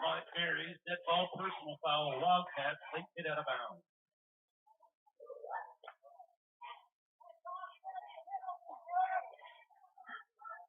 Actually, I think since it's the other penalty was a dead ball, so St. Mary's actually, I'm going to just go with Kellogg because they went back, I think, 10, then they moved the ball back up. So St. Mary's gets the benefit of a little bit on that one. They're up at the 16, 17-yard line.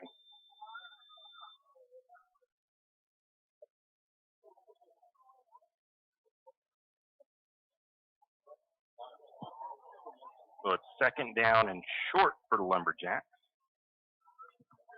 2nd about 3.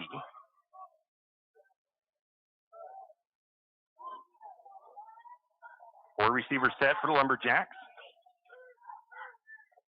Barta takes the snap. Going to hand it to Year Out. Year Out finds an opening. Still up. They're going to blow the play dead now, but I think he might have got the first down. So it'll be 1st and 10 for St. Mary's. They move the ball up to the 14-yard line. 4 receivers set again for St. Mary's. Barta takes a snap, going to fake. Oh, the handoff, throws it across the middle to Gustav, and Gustav picks up about a 5-yard catch on the completion. That's complete to Gustav. 1st and goal, Lumberjack. Do they say 1st and goal? It is. It's a 10-yard pickup. Lumberjacks going quick. They're at about the 4-yard line. Lumberjacks have too many on the field. They're getting the long off. 1 receiver near side, 1 to the top. St. Mary's bringing in more of a more of a run look, possibly. Everybody in tight. They're going to hand it to Year Out. Year Out is going to keep it. Second and goal from about the 2 to 3 yard line. Might have picked up a yard. That'll probably take us to the end of the first. St. Mary's is going to go ahead and say, let's go to the end of the first period. So 14-12, St. Mary's trails at the end of the first, but the Lumberjacks threatening with second and goal on about the 3 of Kellogg. We'll be back. Hughes Ace Hardware wants to invite you to come in and take a look. Hughes isn't just about hardware. Whether you need dish soap and sponges to clean up after your husband's guys' night, or storage solutions for your wife's shopping addiction, you can find it at Hughes. Come see the difference. Everything you need, from a blow dryer to replace the one your toddler drops in the toilet, to a bathroom scale to help your hubby stay on his fitness goal. Hughes Ace Hardware is the place to get the products you need and the help you want all the time, every time. Hugh and Margie Gannon of St. Mary's are proud to support the Lumberjacks and this Lumberjack Sports broadcast. The Gannons want to wish the Lumberjacks the best of luck this sports season and want you to know that they are proud of you. The Gannons say, "Go Lumberjacks!" And we are back, entertaining first quarter with Lumberjacks returning the opening kick for a touchdown. And then St. Mary's having a penalty that gave the Kellogg Wildcats a short field on the kickoff. Kellogg with a couple of play drive, they punch it in. And then St. Mary's, I think, goes 3 and out on the next drive. Kellogg with one play punches it in on a run. St. Mary's then answers back, cuts the score to 14-12, and now the Lumberjacks, after a defensive stand, is threatening to score here on the goal line. Second goal on the Kellogg 3. Lumberjacks have 2 downs to punch this in.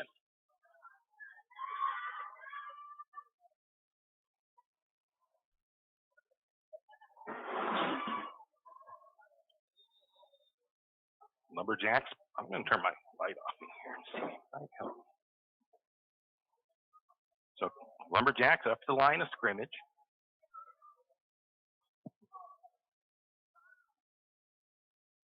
One receiver to the near side, one to the top, everybody else in tight. Year Out in the backfield. Looks like a pistol formation for Barta. Takes the snap.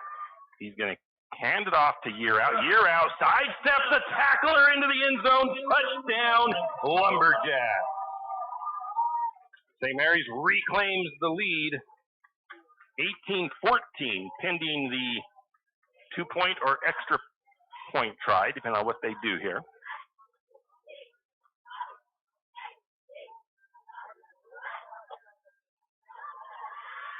Lumberjacks look like they're going to go with their extra point attempt here. So Grayson DeLong out there. Lumberjacks missing one guy. Now they all shift.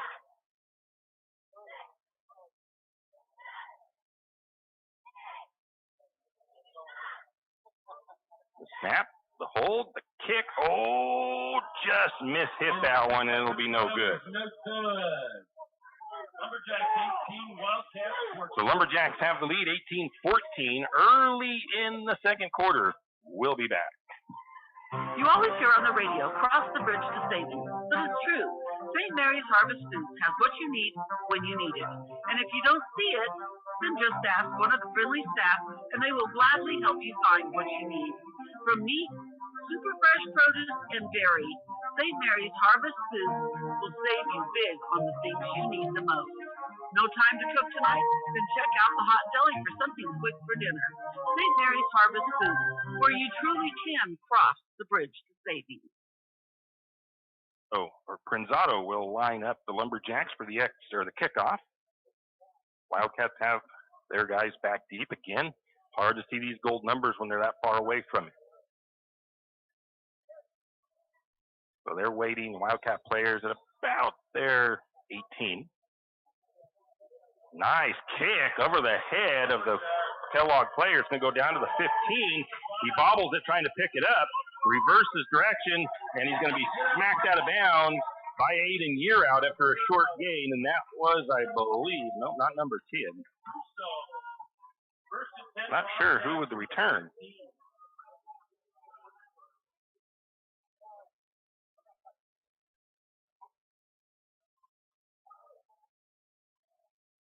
Year out, and one of the Brousseaus with the tackle. The ball to 15. So a little bit of a return, but they're deep in their own territory as Kellogg. 2 to the top for their wide receivers, 1 receiver to the bottom. Running back lined up behind Lewis, takes the snap, rolls to the far side, has pressure. Year out, putting the pressure on, and he's going to run out of bounds.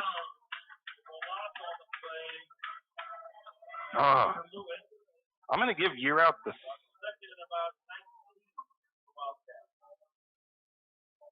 I don't know if I can give Aiden the tackle on there or not. I'm going to give him the tackle, but I'm not going to give it as a sack. Does lose yardage, though. 2nd and 19 for the Wildcats. The ball back to about the 6 of Kellogg. Take the hand off, and then just lob it deep. Coming in and putting the hit was Durham. As putting some pressure on the Wildcat quarterback, Porter Lewis. Pressure up the middle from Durham. And Porter Lewis unloaded that down the far sideline. Nobody was there. Oh, wait, we are getting a flag. Oh, intentional grounding. Intentional grounding is the call against Kellogg.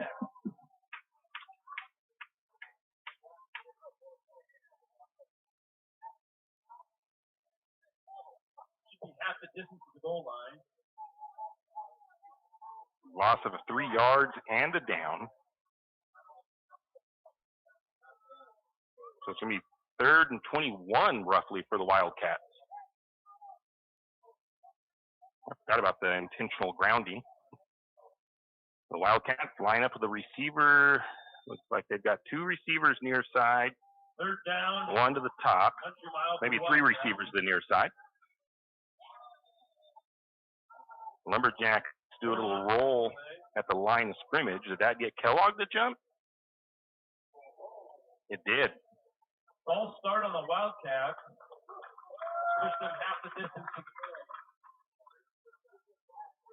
I think that Lumberjack movement at the line defensively got the Wildcats' offense to jump. 3 receivers near side, 1 to the top. Porter Lewis in the pistol, takes the snap, looks to throw. He's going to go across the middle. It's caught. George on the tackle. Taylor with the catch.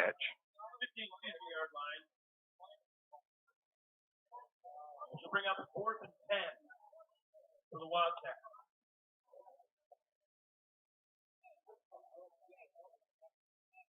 Nice tackle by George there. Brings up 4th and about 10. The Wildcats showing punt.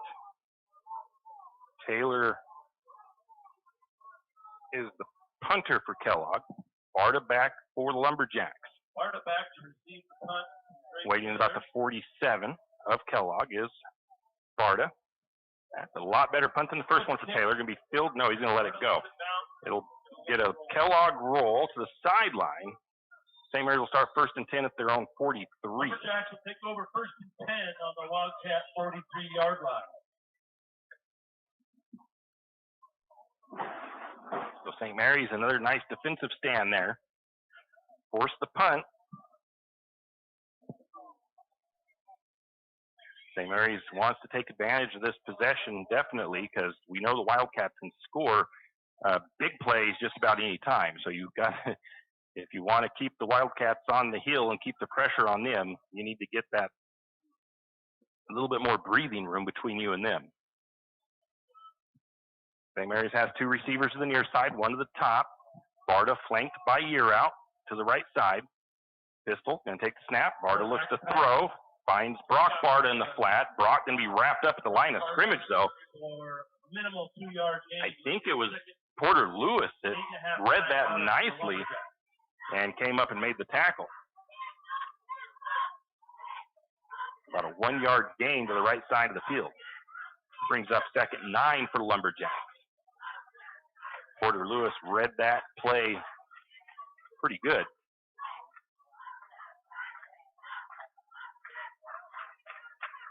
Wildcats are ready for that, like a bubble bob screenplay kind of.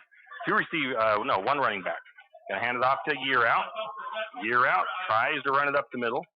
Looks like he's going to get about 3, maybe. 7 or 8 yards. I'm going to call it a 3-yard gain up the middle for year out. Brings up 3rd and about, actually, looks like, 3rd and 6. One thing St. Mary's does have a few like counter plays or outside runs. They haven't used them yet here tonight. They've ran everything basically off tackle. 2 receivers to the near side, 2 to the top of the formation. Barta takes the snap, looks to throw over the middle. Got Gustav with the catch. Gustav off to the races. He's got to shed 1 tackler, but he can't. But he's going to have the first down to the 17-yard line. What a catch by Gustav, and then the run. Jack will go tempo. 36-yard gain. St. Mary's quickly back the line of scrimmage. 2 receivers near side, 2 to the top of the formation. Barta in the shotgun. You're out flanking him to the right.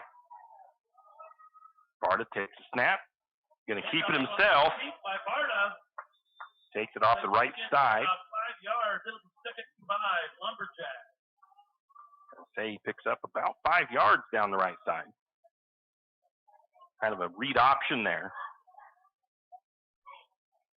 Barta can either give it to year out or pull it in that time, because I think the thinking on that was that the Wildcats are going to be ready for year out up the middle. They've already stopped them a few times, so pull it that time and try to get something big off the outside. 4 receivers set for St. Mary's. 2 to the top, 2 to the bottom. Fake handoff. Going to throw it to Gustav. Oh, Gustav was wide open, but a little bit off the mark on the pass. That would have been a touchdown for St. Mary's. It's going to bring up 3rd and 5 from the Wildcat 12.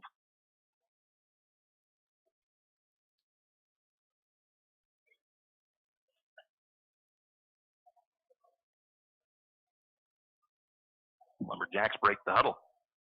We've got a 2 receiver set to the near side. 1 receiver to the top of the formation. No, 3 receivers set to the near side. Barta takes the snap. A little bit of pressure, flushed. He's going to keep it himself. He's got some room to run. He's going to slide down. He gives himself up, and a late flag comes in. So there's probably going to be a personal foul as well.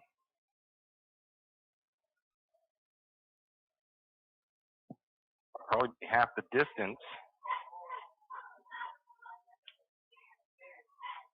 And for a second there, I thought Barta might have been shaken up, but he did get up fairly quickly. A late hit there on the quarterback as he gave himself up, sliding. And they're going to mark that ball up at about the 4-yard line.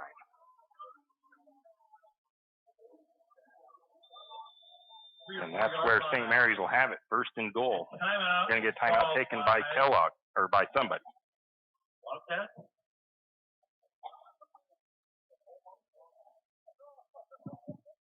Not sure who took the timeout.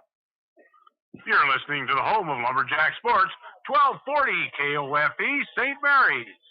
I think the timeout might have been taken by Kellogg, because I think their head coach had some questions for the ref coming over to the sideline. Now he goes out to his huddle. I mean, I don't know what he would be questioning. If it wasn't, it couldn't have been on that hit, I don't think, because it was clearly came in a little bit late after Jack had started his slide, giving himself up. And even I think the hit was actually up high. So St. Mary's breaks their huddle, back out. Ball on about the 4. 1st and goal from the Kellogg 4-yard line. We've got 8:11 to go in the first half. 18-14, St. Mary's with the lead.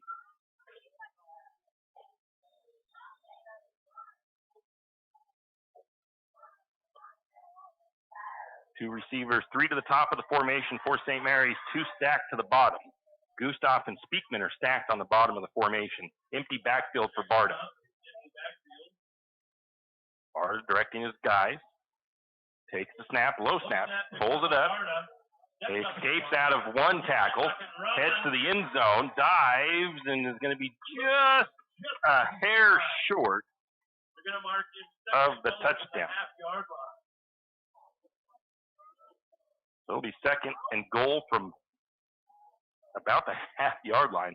St. Mary's right knocking on the door right now.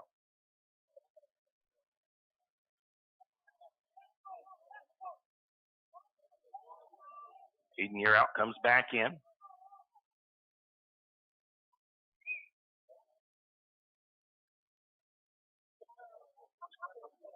This is where you're going to try to smash mouth it up the middle maybe, or do you try to trick the Wildcats into thinking you are? 4 receiver set, Year out. Snap, the handoff to Year out, and Year out powers it into the end zone.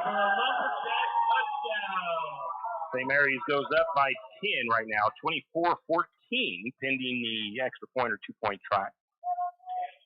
Lumberjacks give themselves a little bit of breathing room here with 7:15 to go in the half. Grayson DeLong looking for his kicking tee, I think, for the extra point try. He has made 7 on the season.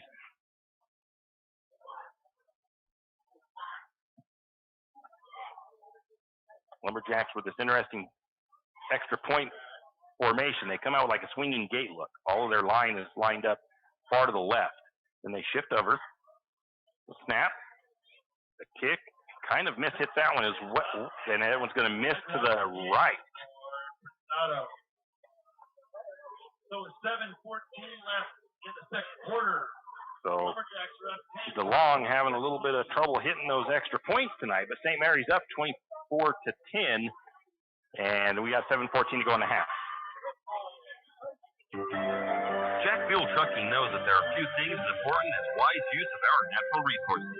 And by utilizing the chips in the manufacturing of lumber, that is exactly what is accomplished. If you look beyond the wood chip, you see an entire community of schools, churches, and businesses, and most importantly, people. Jack Fuel Trucking believes in responsible harvesting of our natural resources. After all, if you take a close look, those aren't just chips, they're an entire community. Jack Fuel Trucking. We are back. St. Mary's with a 24-14 lead, 2 unanswered scores for the Lumberjacks. Santiago Prinzado to kick off for the Lumberjacks. Prinzado takes care of the kickoff duties. Grayson DeLong does most of the extra points, but in practice I've watched Santiago make some field goals too, so he can do both.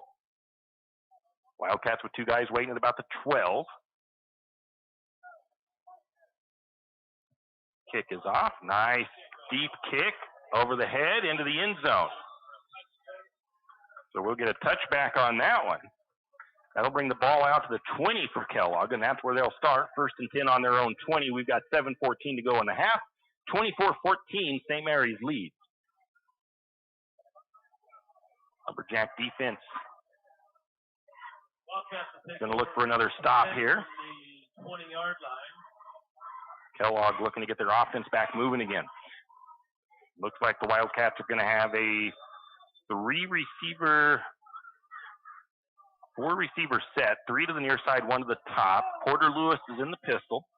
Has probably Andrew Lewis lined up behind him. Can't see the numbers that well, so I'm not 100% sure. Going to take the snap, look to throw. Going to go deep. Oh, it's almost picked off.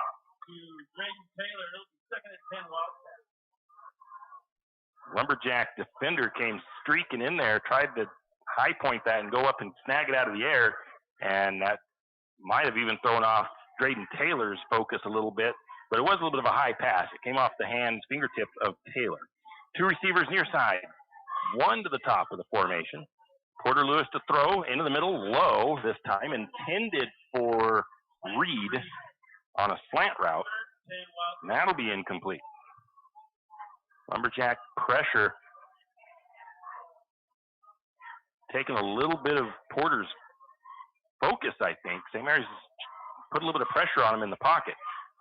So 3rd and 10. And a whistle. And a false start by Kellogg. So it'll be 3rd and 15 for the Wildcats.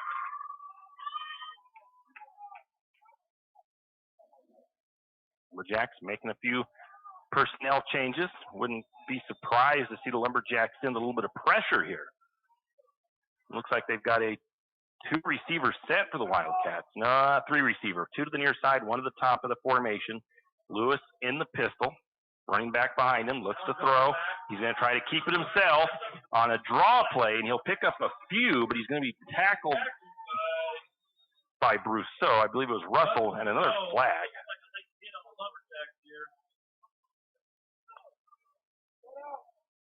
I did see a Lumberjack come in a little bit late, or maybe some extracurricular on the blocks afterwards. Could be St. Mary's given, I don't know if it'd be an automatic first down, but should give the Wildcats a first down. It will. So St. Mary's First and 10 from the 30. shot themselves in the foot a little bit there. Had a good defensive stand going. And the ball will be marked up at the 35-yard line of Kellogg. So can't give a team like the Wildcats free first downs like that. This time it's a four-receiver set, three to the near side, one to the top. Porter Lewis in the pistol, takes the snap, hands it off to Andrew. Big hole opens up for Lewis, and he's going to be tripped up by Brock Barta, but he's going to pick up about 12. Nice run by Lewis. Nice shoestring tackle by Brock Barta. Kellogg moving fairly quickly. They're going to get a snap. And a run up the middle. I think it was DeGravio on the tackle. I'm going to say that was Lewis again.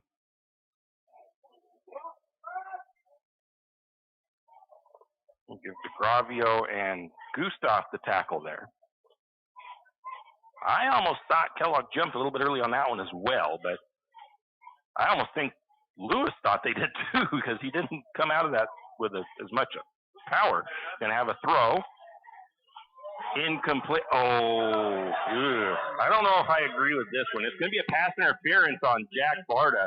He might have gotten a tug there or a late hold or something, but they're going to get the penalty on Barta. Be a 15-yarder. Maybe he just got his hand a little bit of a grip on that shoulder.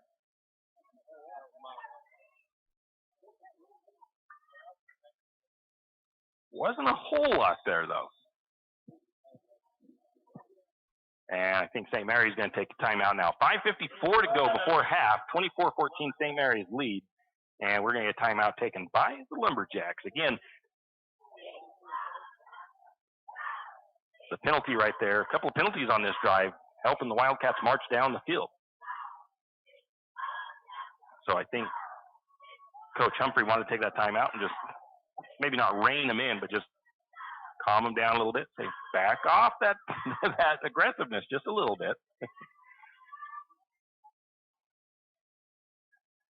I mean, if there was some contact there with Barta on the receiver, it wasn't a lot, but he might have gotten a hand on that shoulder pad or something, turned him or held him a little bit.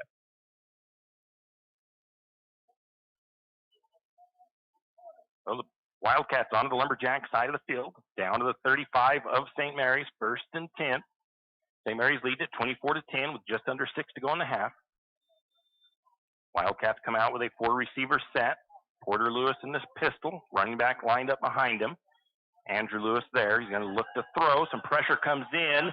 Gets the throw. Caught by Taylor down at the 5-yard line. Nice catch and throw. Lewis to Taylor. St. Mary's came in with a hit right as he released that ball. And the Wildcats now threatening to punch it in here. A little bit of a mismatch. They had Barta, the 5'8 Barta, on the 6'2 Taylor. Lewis going to throw it again. That's going to be batted down. A flag on the play.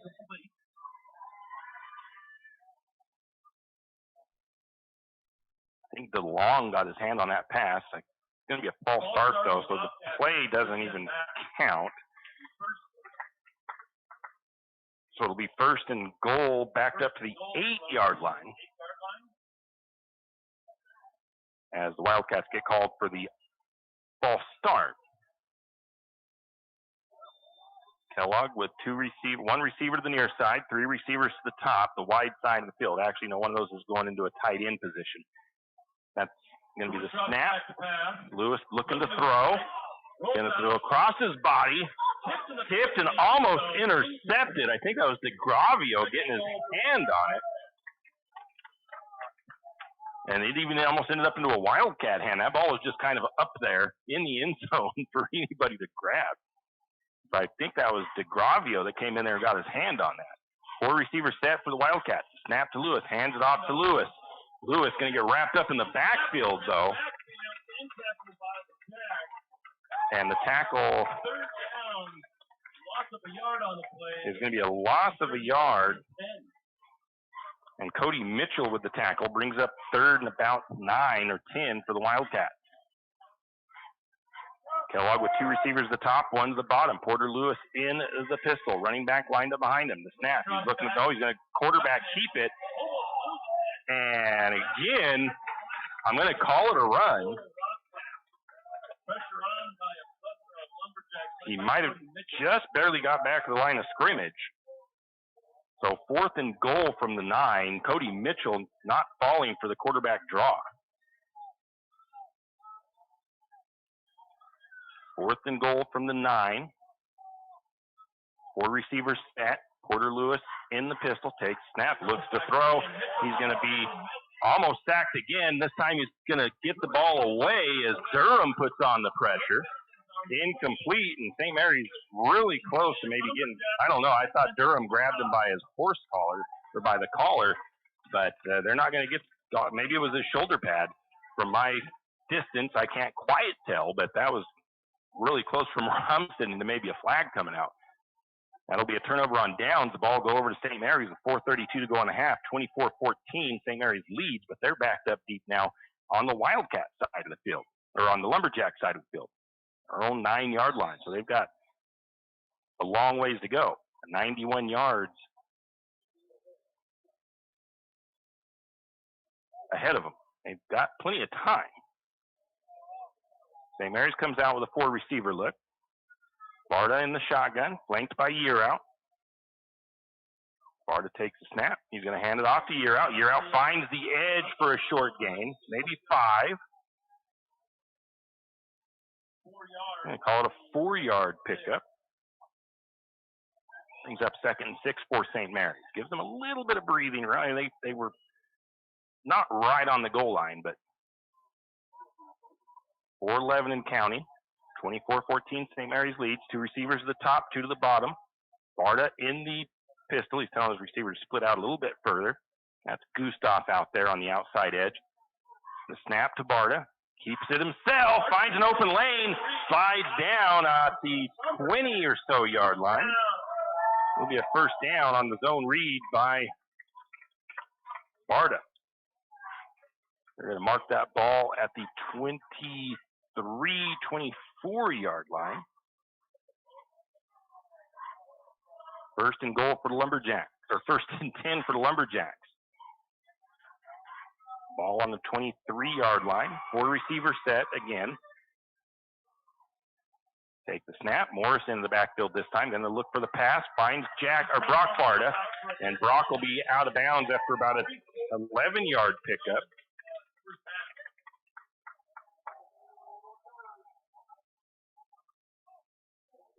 Brings up 1st and 10 for St. Mary's, up to the 35-yard line of St. Mary's. Again, same formation it looks like. 4 receiver set. The snap. Barta looks to throw. He's got time. Going deep. He's got his brother down the sideline at the 30, the 20. He's going to be bumped out of bounds down at about the 10. And a nice connection again for the brothers. A 50-yard gain there. All the way down to the about 12 or 13-yard line. 50 yards on the reception for Brock Barta. Barta kind of looked like he got lost in the shuffle there. I didn't see any defenders on him. 2 receivers at the top, 2 to the bottom. Hand off to Yearout. Yearout. Sutter steps in the hole, picks up about 5 or 6, I think. He's going to be down to the 5.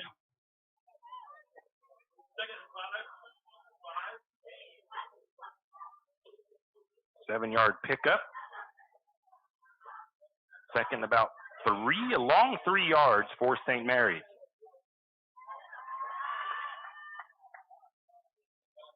Lumberjacks have 4 receivers set again, 2 to the top, 2 to the bottom. Year out.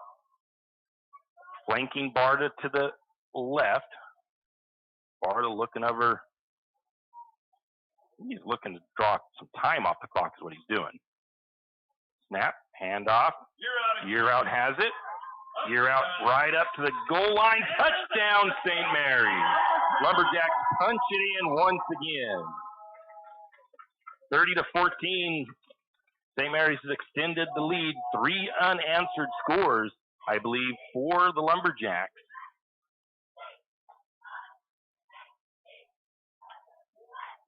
And let's see what St. Mary's does here. It looks like it's going to be again the extra. No, going for 2. Caden Morris checks in for year out. 4 receivers set. Barta with the snap, a little bit low, pulls it up. Gonna find Gustav in the end zone for the 2-point conversion on the slant route. Lumberjacks 32, Kellogg 14, 2.5 to go before halftime. We'll be back.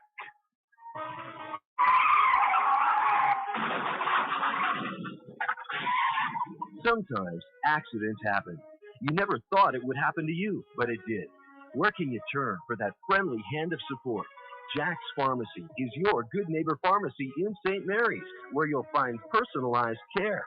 Whether you need crutches, supports, wheelchairs, or even a hospital bed, Jack's is here for you. We service both Medicare and Medicaid. If you need durable medical equipment, come to Jack's, your good neighbor pharmacy, where you'll receive personalized service and attention. And we're back. 91-yard scoring drive for the Lumberjacks. Started way back on the Kellogg 9, or on the Lumberjack 9. Gives the Lumberjacks a 32-14 lead over the Wildcats. Crenzato to kick off for St. Mary's.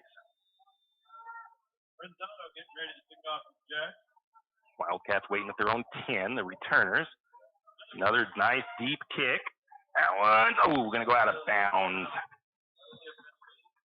Wildcats take over on the 35.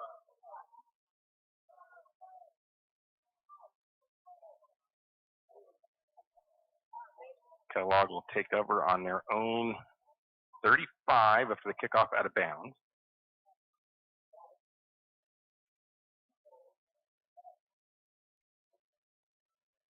First and 10 for the Wildcats. They trail 32-14 with 2.5 to go in the half. Wildcats want to stop the Lumberjack momentum. They want to put together a scoring drive here. 2 receivers, the top 2 to the bottom. One goes in motion. That's Taylor. Going to have the snap, throws it out into the flat to Taylor. It's complete.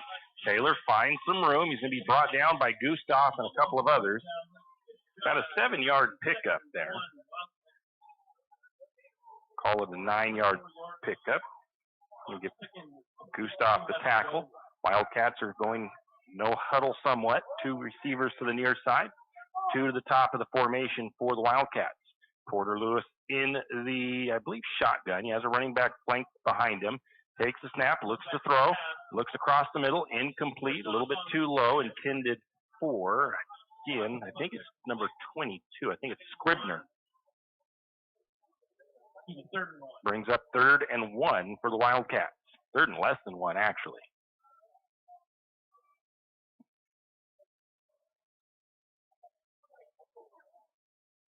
Again, 4 receivers set for the Wildcats. 2 to the top, 2 to the bottom. Shotgun. Lewis looks to throw. He's going to go deep. Across the middle. Oh, right through the hands of the sophomore George. Incomplete. And George, he had one in salmon that bounced off his chest, and talking to him pregame, he said he wasn't going to drop any more like that. That was a tough one to catch, though. I'm going to give him credit on that one. It was not an easy one to try to snag. Wildcats look like they're going to go for it with 1:50 to go on their own side of the field. It's 4th and short. 4th and less than 1. Probably a run play, or maybe they try to get St. Mary's to jump off sides. And to take the snap, hand it off up the middle, and Porter Lewis powers forward, or Andrew Lewis, I believe. Gets them up to about the 50. And give that carry to Andrew Lewis up the middle. Tough one to stop there. It was 4th and like half a yard. St. Mary's did get bodies on him before he crossed the line of scrimmage, but couldn't get him brought down. 2 receiver set, 3 receiver, 2 to the bottom, 1 to the top for Kellogg. Porter Lewis takes the snap, looks to throw over the middle, and it's going to be on target. This time not. That was a couple of those passes across the middle from Porter had been low. That was on the money, but Jackson Harold in there to help knock that ball loose and not make it an easy catch for him. And that one falls to the ground. 3 receivers to the near side, 1 to the top, 2nd and 10. Lewis takes the snap, looks to throw, a little bit of pressure, steps up in the pocket.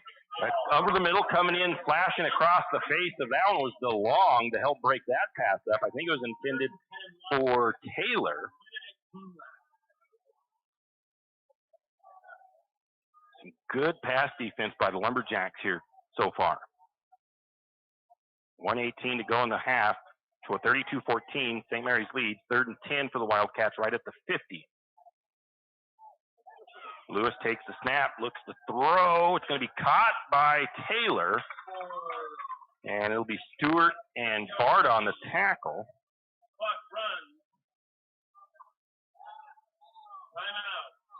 We'll call it a 6-yard run.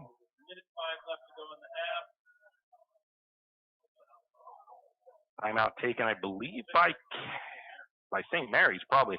They're hoping to get a stop here with 1:05 to go.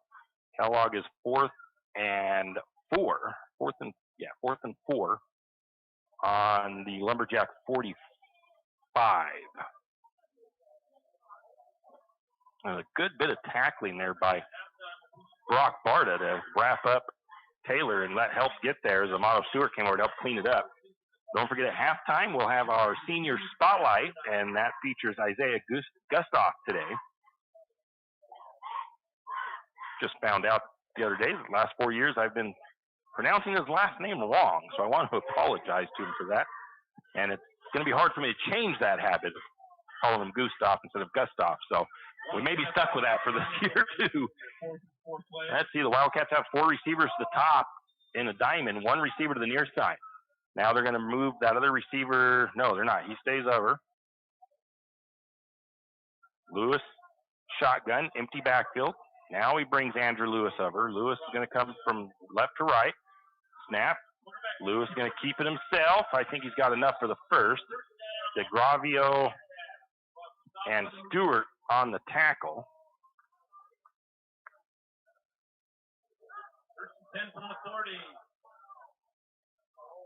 So 1st and 10 up to the 40-yard line of St. Mary's.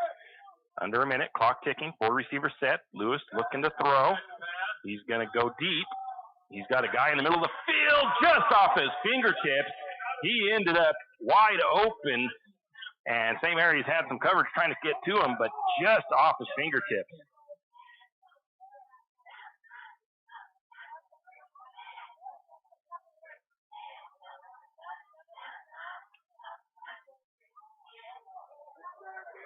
Pretty good throw, good route by the Wildcats. Porter Lewis going to throw again. This time it's across the middle, picked off. It's Gustoff with the interception at the 29, and Gustoff will be tackled close to the 40.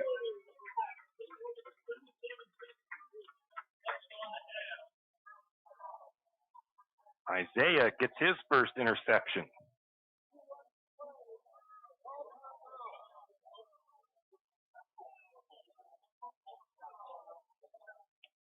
Lumberjack 39 is where St. Mary's will take over after the turnover by Kellogg. 37 seconds on the clock. I'm not sure how many timeouts the Lumberjacks have left. I know they've used 1. I think they've used 2. So I think St. Mary's has 2 timeouts. 4 receivers set for St. Mary's. 5 receivers set. 3 to the near side, 2 to the top, empty backfield. Barta takes the snap and false start.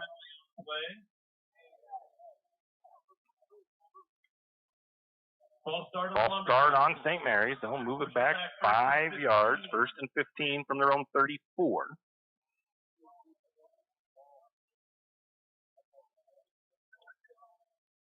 34 yards.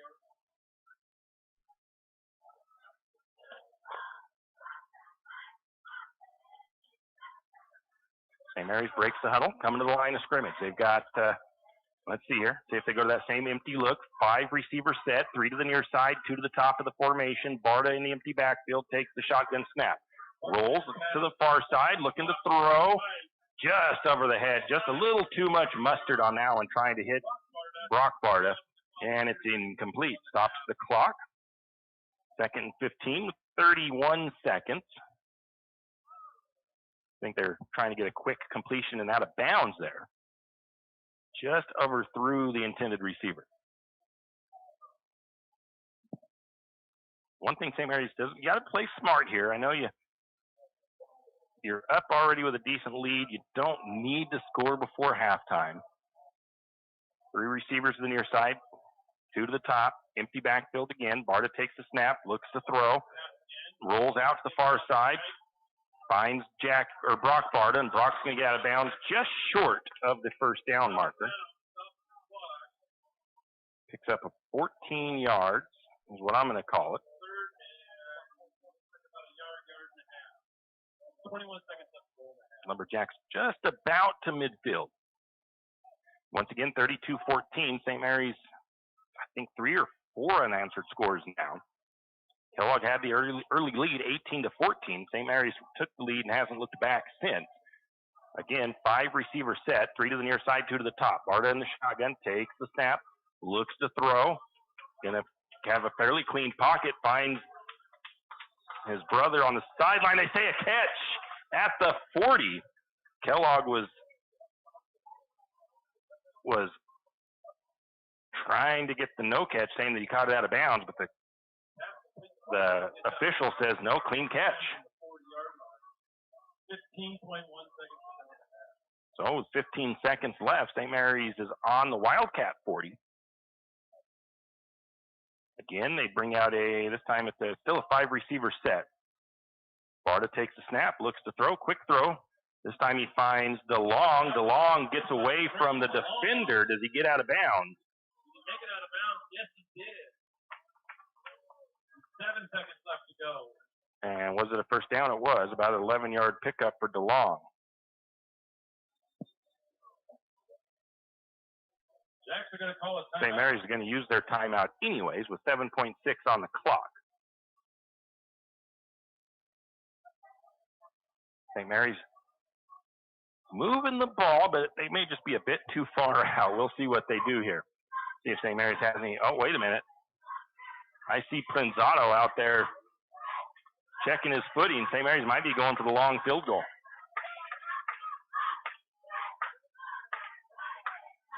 About a 40-yard kick if they do.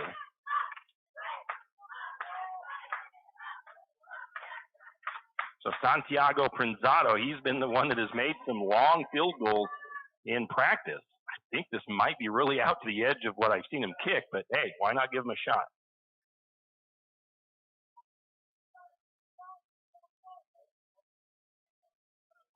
About a 40-yarder. It's actually longer than that with where the ball will be.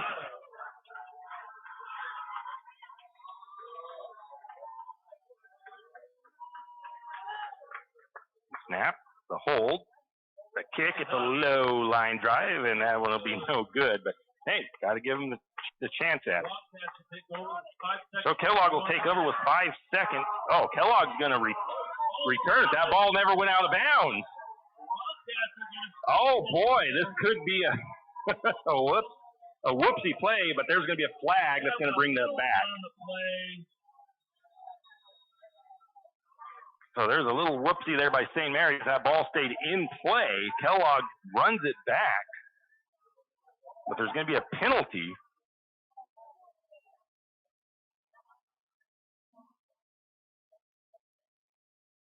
So the touchdown won't count because there is going to be well, I don't know actually. It depends on who it goes against. I'm not sure who the flag is on, to be honest with you. Personal foul. Against Kellogg. St. Mary's? Kellogg. So St. Mary's dodges a bullet, but they're going to have to. Take the touchdown off the board. They're going to have to play some defense here.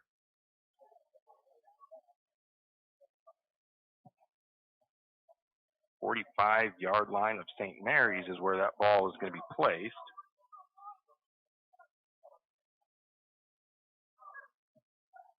With maybe an untimed down, I guess. They're not putting any time on the clock. So Kellogg comes out with a 4-receiver set. And another flag comes out.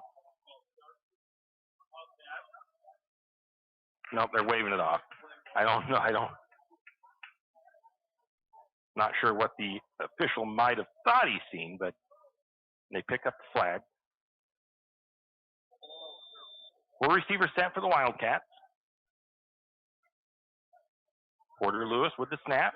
He's going to tuck it and run. As he gets to the outside, he's going to be tackled by Brousseau, or no. That was Cody Mitchell with the tackle. Going to give him about a 9 or 10-yard pickup.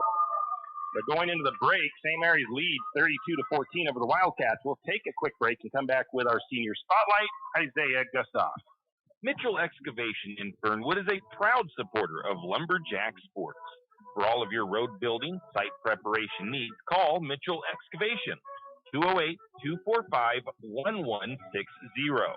Whether ditch digging for plumbing and electrical or home site preparation, Mitchell Excavation is the place to call. That's Mitchell Excavation in Fernwood, 208-245-1160. Mitchell Excavation says, go Lumberjack! Looking for future leaders we can believe in? Look no further than the high school student athletes right here in Idaho. High school sports teach young people how to be effective leaders. It includes learning to listen, accepting responsibility, being a good role model, and it's about respect. The result, it transcends sports. It gives us hope for the future. This message presented by the Idaho High School Activities Association and the Idaho Athletic Administrators Association. Afraid to touch that breaker box? Need some rewiring done? Call the professionals at M&S Electric. With nearly 40 years experience, there's no job too big or too small.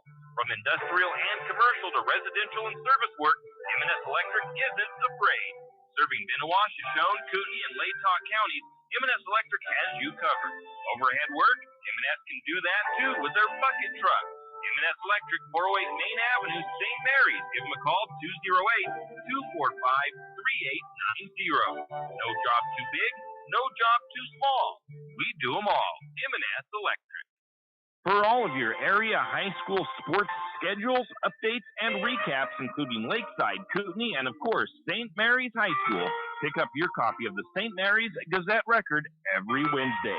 Not only will they have game recaps and highlights for area high school sports action, but local news and information. St. Mary's Gazette Record, pick up a copy today.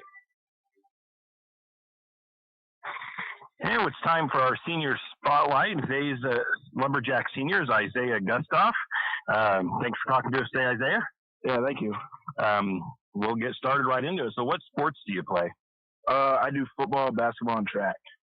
Okay. Which one is your favorite, and why is it your favorite?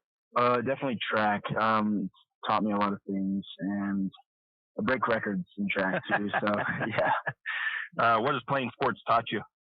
It's taught me a lot. It definitely made me mature and grow up like way faster, and just like taught me a lot. I don't really know.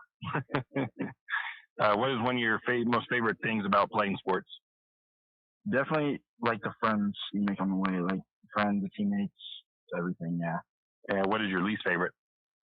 I don't really have a least favorite. There's nothing like bad. Yeah. I would say probably losing is probably the thing. Yeah. In your case that you hate. Yeah. What is your favorite pro sports team and player? In the NFL, I like the Cowboys, but in like sports player, I'd say like I'll do like a hurdler. His name's Grant Holloway. Okay. What are your goals this year on and off the field or the court?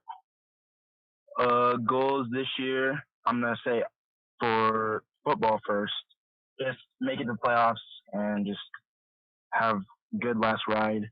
And then basketball, definitely we can win state in basketball. And for track, definitely win state. I have a great opportunity to win state. I think so too. You've fun watching you improve every year you're in track. Yeah. All right, we're talking with Isaiah Gustav, our senior spot. The name says it all. Taco About It. What is it, you may ask? It's the best taco truck in town. Might even be the only taco truck in town. If you like tacos, and who doesn't, then you need to stop by Taco About It, located at 128 South Highway 3 in St. Mary's, across the street from XXX Speed. Taco About It has too many tacos to list, so you will just have to try them all. Call in your order 208-582-8533, or just stop by. Taco About It, located across the street from XXX Speed in St. Mary's. When you need that morning pick-me-up before work or school, there's one place that comes to mind. It's a place that loves our community, the St. Mary's Lumberjacks, and all the local businesses and people in our village. Shift and Grind in St. Mary's is all about the community. Whether it's helping raise money for the Booster Club or for a family in need, the Shift and Grind family are always ready to help. So be sure to stop by Shift and Grind for your caffeinated needs. Located at 132 First Street in St. Mary's, Shift and Grind says, go Lumberjack! If you know which side of a saw cuts wood, and if you can hammer a nail, you can do it yourself. Carpentry, construction, finishing, or framing, around here, you've got it made. You've got 10th Street Lumber. At 10th Street Lumber, we have the answers to your building and repair project questions. Every day, 10th Street Lumber helps homeowners get quality results. For lumber, blocks, power tools, fixtures, everything you need for a professional job. Don't pick up a nail until you shop 10th Street Lumber. 10th Street Lumber on the corner of 10th and Railroad Avenue in St. Mary's. Wondering how to manage your retirement nest egg? How big should it be when you retire? Contact Jenny Oaks at Gateway Financial Partners to get the answers to these and all your other financial questions. The securities and advisory services offered through LPL Financial, a registered investment advisor. Member FINRA SIPC. With over 30 years of financial planning, give Jenny Oaks a call at Gateway Financial Partners today.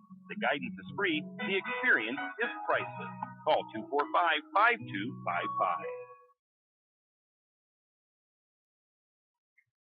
And we are back. It's our senior spotlight with Isaiah Gustav. Is that right? I hate pronouncing people's names wrong. I want to make sure. All right. Okay, so what are your plans after high school? After high school, I want to go to college for track and study business management. All right. What is your favorite subject in school? Definitely advanced fit. Yeah. Somebody that you look up to? I look up to my mom. She's done many sacrifices for me, and yeah, I wouldn't be here if it wasn't for her. Yeah. All right. Do your teammates have any nicknames for you? People call me Zay. Yeah, they like to call me Zay a lot. That fits. It goes with Isaiah, so it's kind of just a shorter way of getting your attention. Yeah. What is your most memorable moment so far? Definitely breaking 3 records in high school, like football, 186 yards, broke that, and then for track and field, I broke both the hurdle records. Okay, the single game receiving record. Yeah. For football. Let's see, where are we at? Okay, who do you anybody that you'd like to thank? Definitely my mom and everyone that supported me through everything and just like through sports. Yeah. All right. Well, Isaiah, we want to thank you for taking the time to do this interview. We want to wish you good luck in your future for the rest of your high school career and beyond. And again, thanks for talking to us. All right, thank you. That was our senior spotlight with Isaiah Gustav. We'll take another break and we'll be back with more. Fall is coming and, of course, cold weather. Now's the time to stock up on a few things. XXX Feeds has magnetic wood pellets in stock, and it's never too early to be ready for the cold weather. XXX Feeds also has alfalfa in stock as well as straw. And if you have some 4-legged woodland friends that look a little hungry, XXX Feeds can keep you loaded up on deer feed and deer blocks. Don't wait until the last minute. Stop by XXX Feeds in St. Mary's today. It's the kid in grade school who paints her face blue and white before every home game. It's the accountants and salesmen who give up their Friday evenings to referee. It's the cashier at the corner convenience store who wears school colors on every game day. What makes high school sports here in Idaho so special? They do. You do. We all do. This message presented by the Idaho High School Activities Association and the Idaho Athletic Administrators Association. St. Joe Oil isn't just a fuel delivery company. They provide a much larger service than most people realize. St. Joe Oil can sell you a brand new Toyo oil stove and install it for you, and also keep your oil tank full. Not only that, St. Joe Oil plays a very critical role in our local industries. From logging to farming, St. Joe Oil keeps the fuel tanks full. From heating oil to off-road diesel and everything in between, call St. Joe Oil 208-245-2123. That's 208-245-2123. St. Joe Oil. St. Mary's Realty is a St. Mary's icon. Why? Because they are a team. They work for you. And they've been a team for many years. Whether you are buying your first home, looking for a recreational cabin, or selling your current home, St. Mary's Realty puts their team on it for you. So stop in or give them a call today at 245-4502 and let their team be your team. That's St. Mary's Realty at 726 Main Avenue, St. Mary's. And we are back. It is halftime here at Lumberjack Field. St. Mary's with a 32-14 lead going into the half, and really close to being maybe a 32-21 or 32-20 or something like that type of game, because St. Mary's missed a field goal at the end of the first half. The ball stayed into play. It didn't go out of bounds. Kellogg picks it up. St. Mary's was going off the field, and Kellogg was returning that. They actually returned it all the way to the end zone, but an illegal block in the back or some sort of a personal foul brought that back out, and so St. Mary's kind of dodges a bullet with a little bit of a I don't know how to say it, like a goof up on special teams there. I bet you we won't see that happen again by the Lumberjacks. But 32-14 the score. Kellogg, St. Mary's goes down and returns the opening kick for a touchdown. Gustav did that. So St. Mary's went up 6-0 early on, but Kellogg marches down the field. They score and hit the extra point, making it 7-6.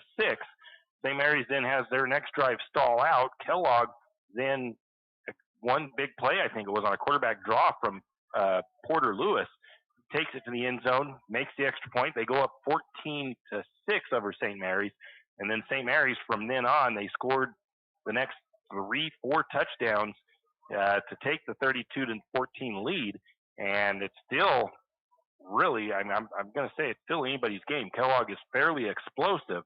If they can come out and figure out a way to stop the Lumberjack offense, and they can get their offense going again, it's not out of the realm of possibilities. They could really get back into this, especially since they get the first possession to start the second half. A quick look around the Central Idaho League. Other teams in action tonight: Grangeville and Priest River.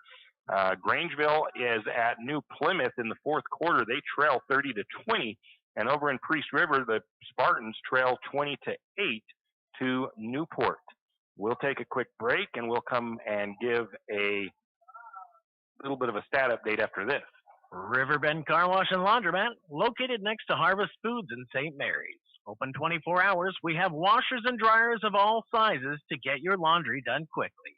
If you'd like to get your laundry done in less than 5 minutes, take advantage of our drop-off laundry service where we wash, dry, and fold it for you.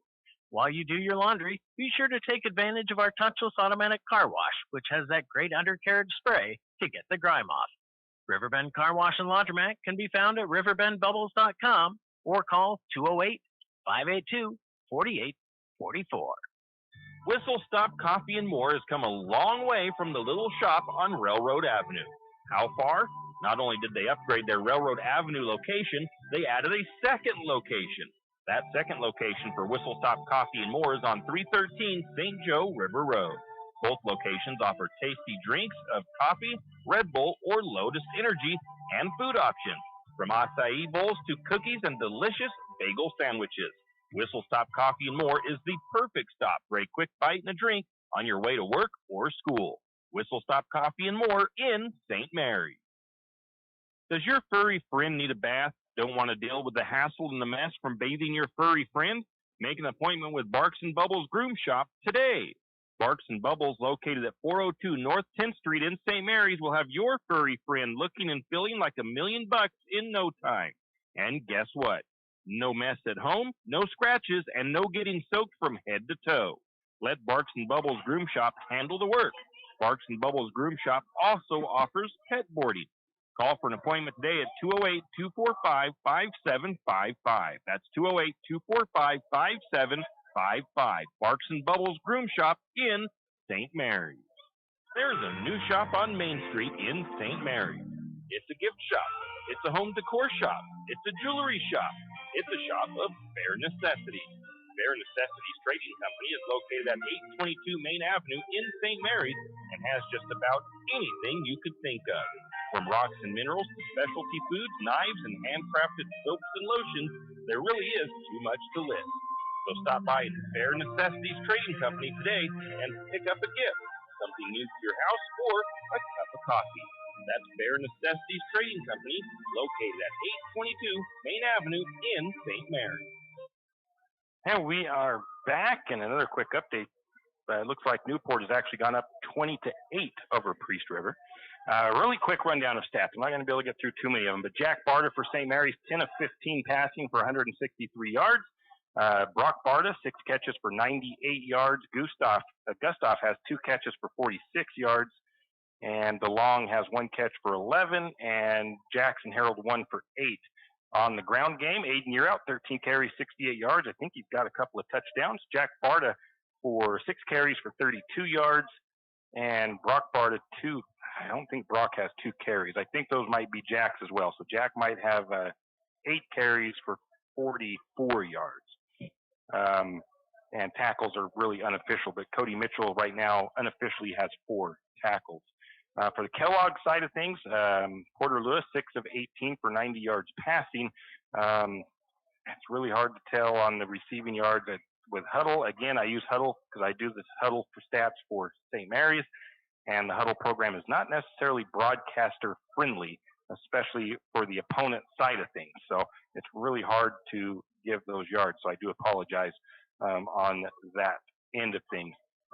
As a team, though, the Wildcats have, according to this, it's always off sometimes, 12 first downs for Kellogg, 120 yards rushing.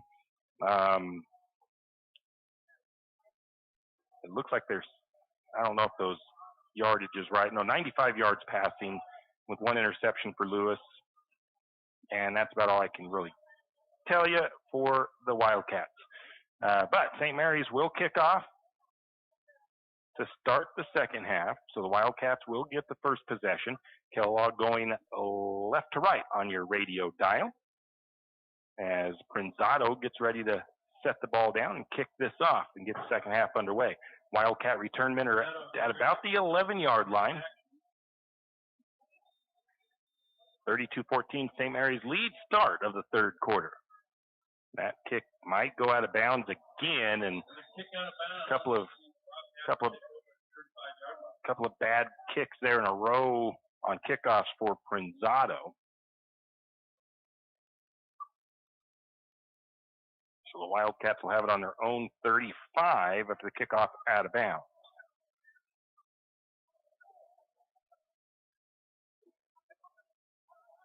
First and 10 from the Wildcat 35-yard line is where Kellogg starts. They come out with 1 receiver to each side. No, it looks like 2 to the top, 1 to the bottom.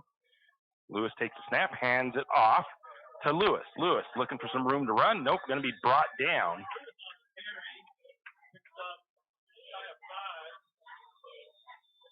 About a 5-yard pickup. The tackler for St. Mary's is shaken up at the moment. I think it's Year out. I think he's trying to stretch his legs out now.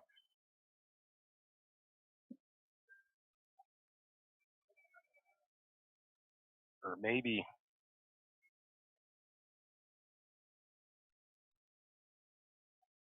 looks like Coach Humphreys doing a little bit of massaging of the calves there. Maybe he's got a little bit of maybe a cramp going on for year out.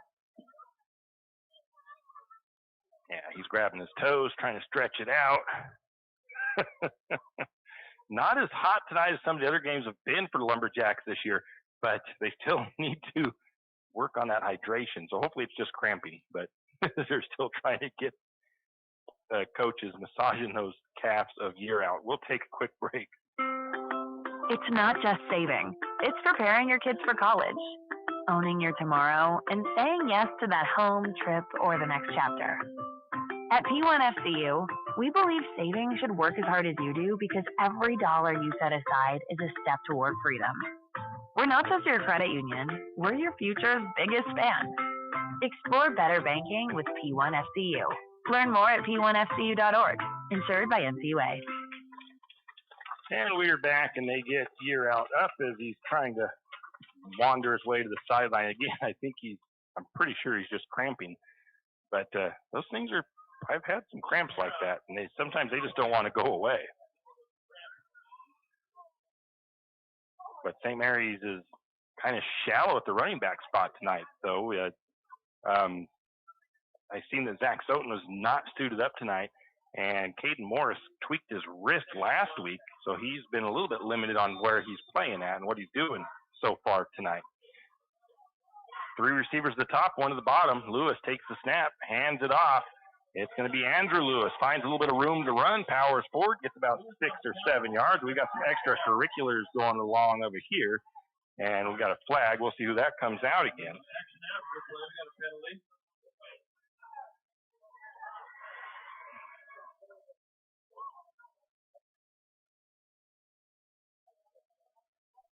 A little bit of pushing and shoving, and Kellogg player got a last little final shove in there at the end, so we don't know who this is going to go against. If they're going to say offsetting against both sides to make it even. I can agree with that. Those guys were going at it after the play was over. So a brief 1st and 10 at the Wildcat 49. Oh, no, they're going to mark it right at the 50.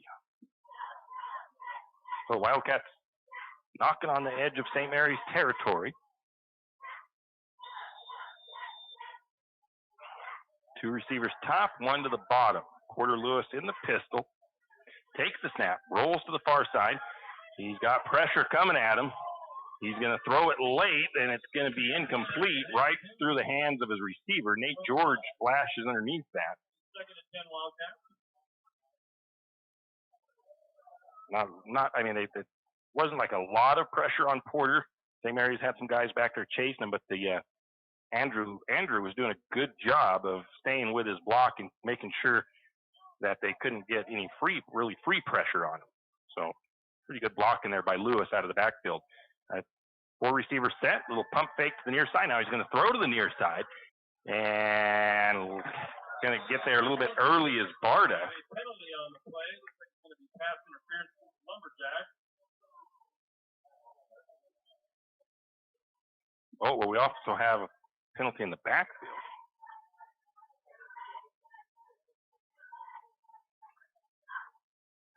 Wait and see. Did they have something? No, they're going to say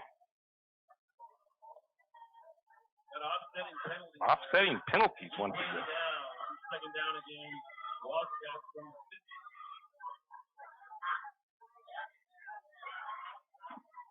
50. So it's 2nd and 10, offsetting penalties there. Maybe a hold on Kellogg.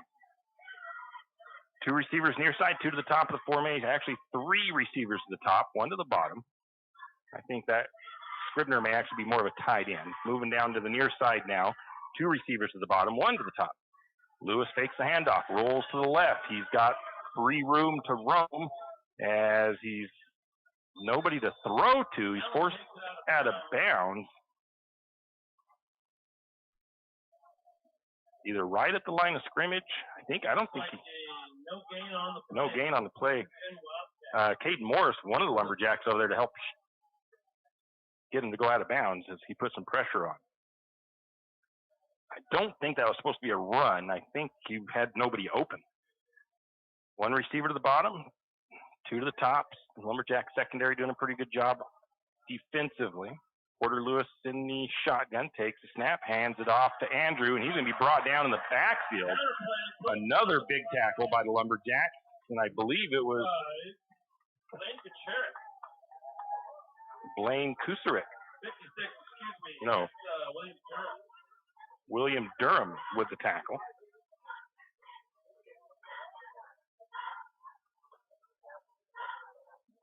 Getting the stop in the backfield. 4th and long. St. Mary's going to have a guy back to return the punt. That's Brock Barta. Taylor, the punter, gets it away. Nice punt by Taylor. Barta's going to let it go. That's going to get a nice Kellogg roll. That looks like it's going to be down to about the 5. Nice punt by Taylor. 5-yard line. First and 10. Lumberjacks. So Lumberjacks will take over 1st and 10 from their own 5-yard line. It is 32-14 in favor of St. Mary's. 10-19 to go in the third. You're listening to the home of Lumberjack Sports, 1240 KOFE St. Mary's. And we're back, taking a quick look at the scores. Grangeville loses to New Plymouth 30-20. Newport up on Priest River 21-8. Lumberjacks in the huddle. Up to the line of scrimmage. They're bringing a empty backfield. 3 receivers to the near side. 2 to the top of the formation. You're out still trying to get those cramps stretched out there. Now they got 4 receivers near side. Jack going to keep it. Looks like they were trying to, not really a trick play, but try to spread the defense out a little bit and try a little bit of a quarterback draw. Maybe a loss of a yard on that. Hayden, you're out there really on the far sideline trying to work those cramps, those calf muscles.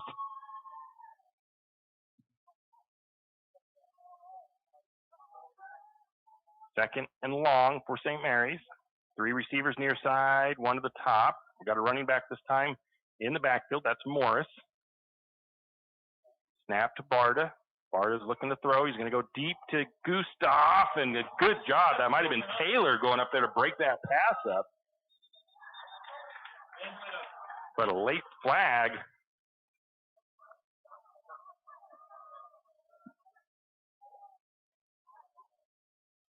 I didn't watch what happened after the play, but I don't know if that was something chippy going on, and it might have been. I think this might be going against Taylor.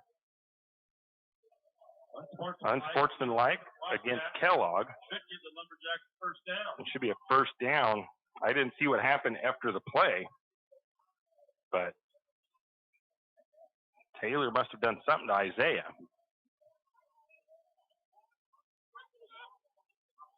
Give St. Mary's 1st and 10, should be up to their 20-yard line. 3 receivers to the near side, 2 to the top of the formation. Barta's going to be in the shotgun. He has Morris flanking him to the left.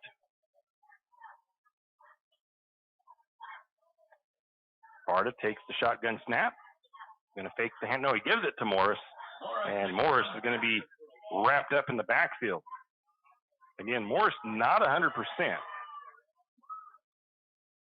Ooh, that was more than that. Lost about 5.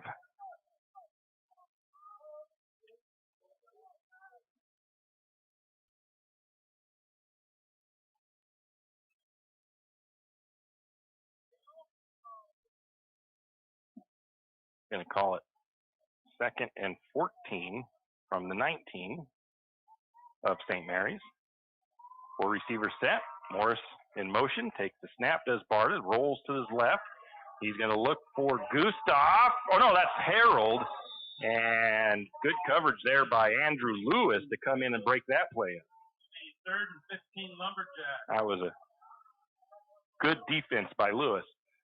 If Barta could have thrown that a little bit deeper, a little bit more on a rope, put a little bit too much air underneath it, I think Harold maybe runs underneath that instead. Brings up 3rd and long for St. Mary's.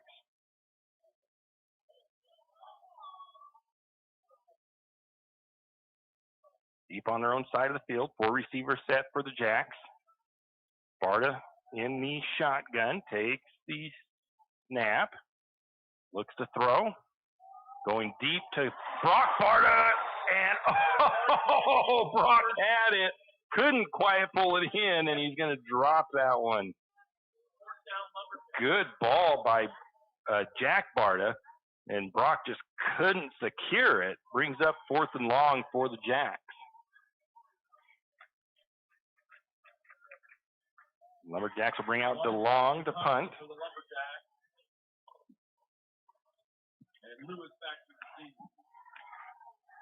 Andrew Lewis back to receive the punt. DeLong with the snap. It's a pretty nice directional punt there. Not going to take a great Lumberjack bounce, though. It'll be only to the Lumberjack 44. So good starting field position for the Wildcats.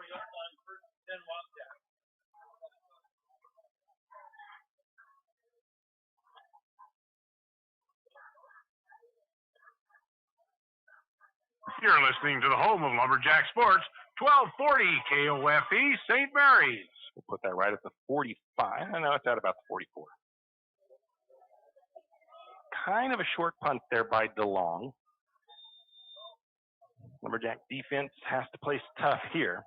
3 receivers to the near side, 1 to the top for Kellogg. Lewis looks like he's in the pistol. Running back lined up behind him. Takes the snap, hands it off to Andrew. Andrew's going to be wrapped up in the backfield and taken down by Durham, I believe. William Durham with a tackle in the backfield. Lost a couple. Second 12, Wildcats.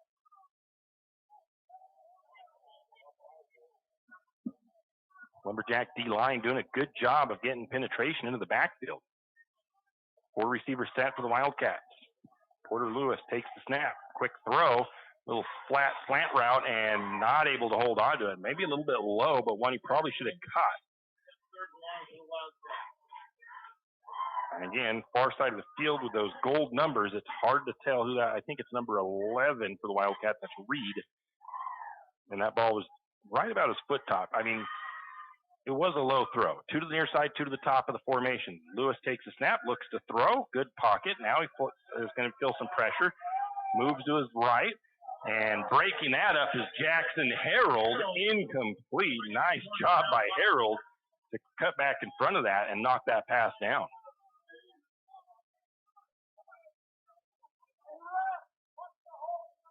Lumberjack pass defense has been pretty solid tonight. 4th and 12 for the Wildcats, so they're going to show punt, even though they are on the Lumberjack side of the field. So Taylor will look to try to pin St. Mary's back deep. He's got a good leg. Nice high punt. Calling for the fair catch. No, he's going to let it bounce, does Barta, and it'll take a Wildcat roll to about the 9. Another good punt by Taylor. Well, pin the Lumberjacks deep in their own territory. Looks like it's going to be first down from the 8 or 9. St. Mary's and Kellogg right now in the 3rd quarter just kind of playing field position. 32-14, St. Mary's lead still. 7:34 to go in the 3rd. Nobody has found pay dirt yet in the 2nd half.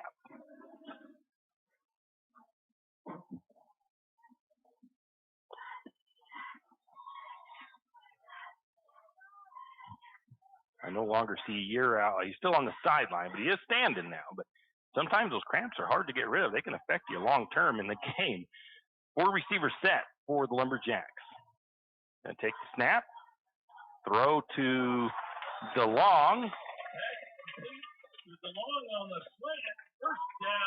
And that's an 11-yard pickup up to about the 20-yard line on the Barta to DeLong connection.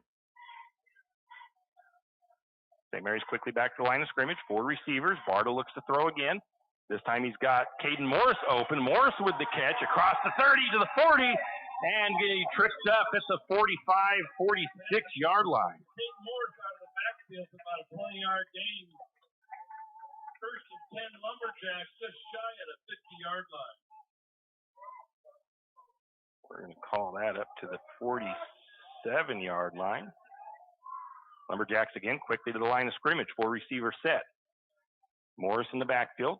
Barta takes the snap, looks to throw. Now he's going to scramble up the middle, slide down. We got a flag.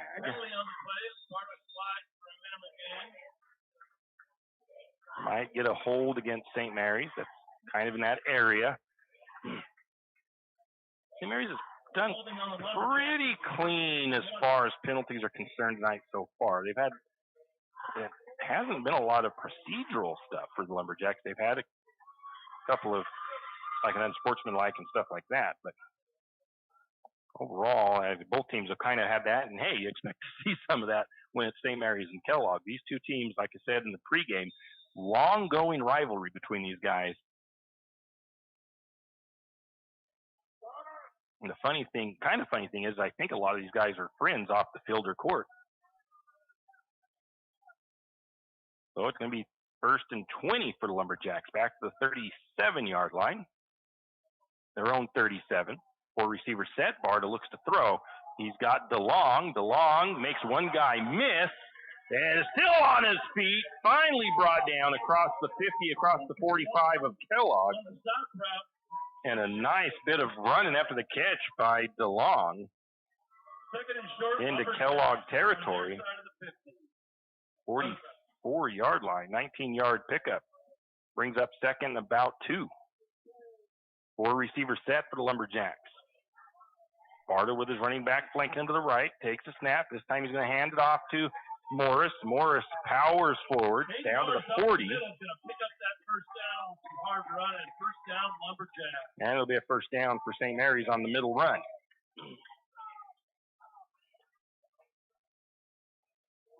St. Mary's 1st and 10 to the Kellogg 40.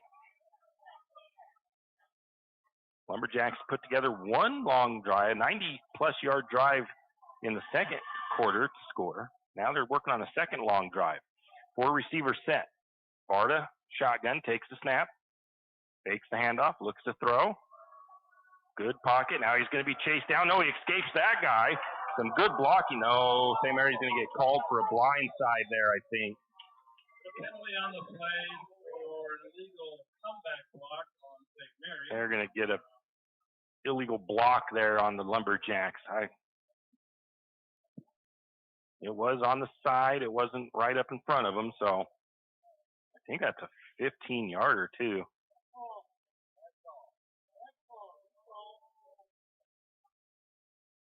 Some St. Mary's fans out here in front not happy with the call, but I'm pretty sure that was a legit call and a good call. Move the Lumberjacks back to the 45-yard line, their own 45. It'll be 1st and 25 for St. Mary's, back on their own side of the field.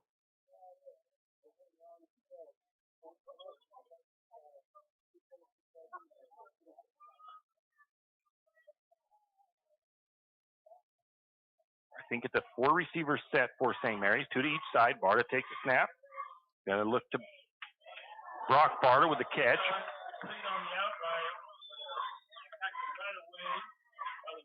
Not a 4-yard pickup, but it shouldn't be 4th down, is it? No. Should be 2nd down.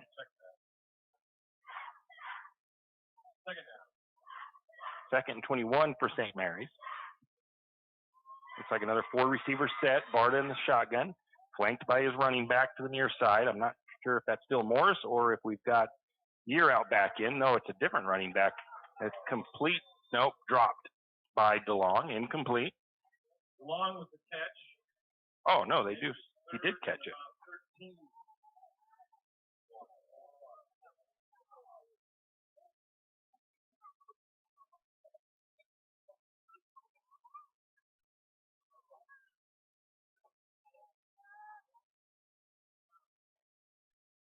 That ball is marked. I don't know how far that was. Ball is almost to the Wildcat. 44. St. Mary's going to complete the throw to DeLong on the near side. And that's down to the 30, and that'll be a first down. It'll be a little short. Oh, a little short.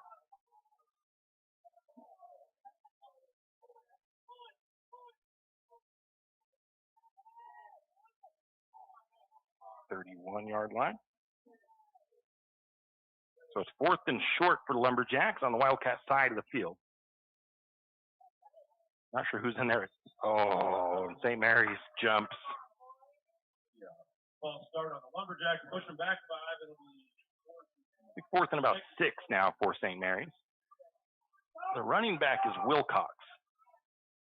St. Mary's on their one of their third string, basically, running back with Wilcox in there. I just don't know if Aiden Uriot's going to be able to get loose enough to come back out after the. Looked like he had some pretty severe cramping going on.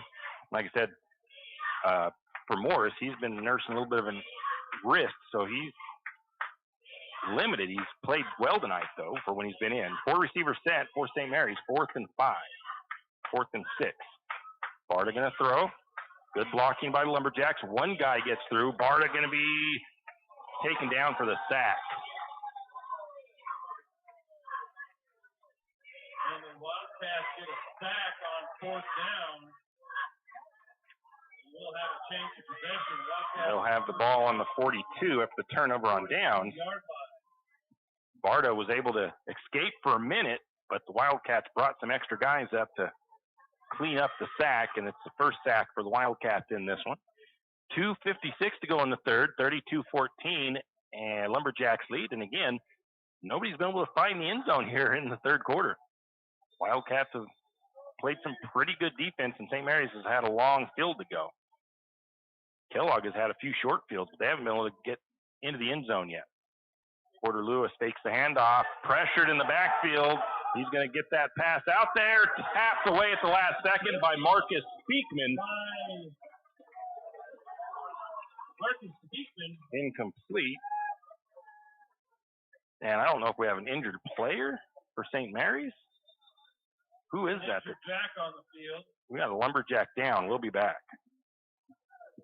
Kenny and the crew at 10th Street Superstop invite you into the biggest convenience store in town. 10th Street Superstop is your one-stop shop for gas, propane, snacks, and ice-cold drinks. Stop in for breakfast or lunch, breakfast burritos and pizza to paninis and fajita burritos. 10th Street Superstop has something for everyone. Whether you're headed to a Lumberjack game or out into the woods, 10th Street Superstop is the place to stop for anything you may need. 10th Street Superstop on North 10th Street in St. Mary's. When you think of PotlatchDeltic, you might think logs or lumber. When I think about PotlatchDeltic, I think of family, community, compassion. You see, PotlatchDeltic is more than some company in St. Mary's. PotlatchDeltic is a community supporter in more ways than one. Whether it's donating to a fundraiser or nonprofit group, or giving a high schooler a summer job that could very well turn into a career, PotlatchDeltic is there for our community. We, for one, want to thank PotlatchDeltic for what they do and hope that you will also. PotlatchDeltic, proud supporters of, well, St. Mary's. A game without a crowd is just a scrimmage. A performance without an audience is just a rehearsal. Without your presence, high school sports and the performing arts aren't possible. Ensure that these essential extracurricular activities continue to enrich the lives of students in Idaho. Purchase a ticket to your local high school's game or performance. This message presented by the IHSAA and the Idaho Athletic Administrators Association. There we are back, and it looks like just some more cramping. That's Brock Barta, though, going off with the cramp. And so we haven't seen Aiden Uriot come back in after his cramping issue. And, boy, Lumberjack, they need to get to a little bit better hydration leading up to a game. At 2nd and 10 for the Wildcats, 4 receiver set. Lewis looking to throw, looking across the middle, caught this time. And I think it's Scribner, tackled by George and Lewis up the seam George. For a Wildcat first down. Number 11, Reed. Reed, no.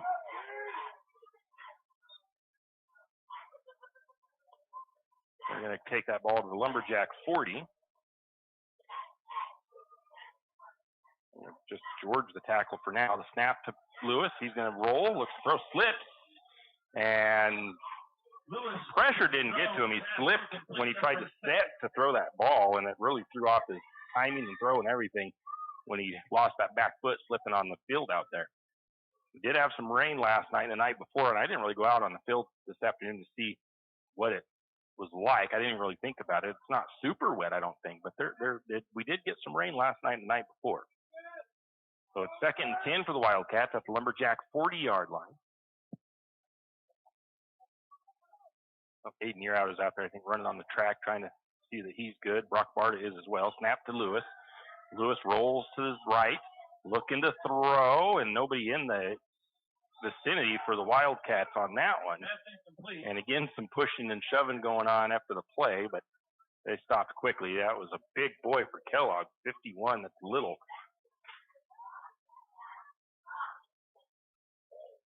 And I think it might have been Durham.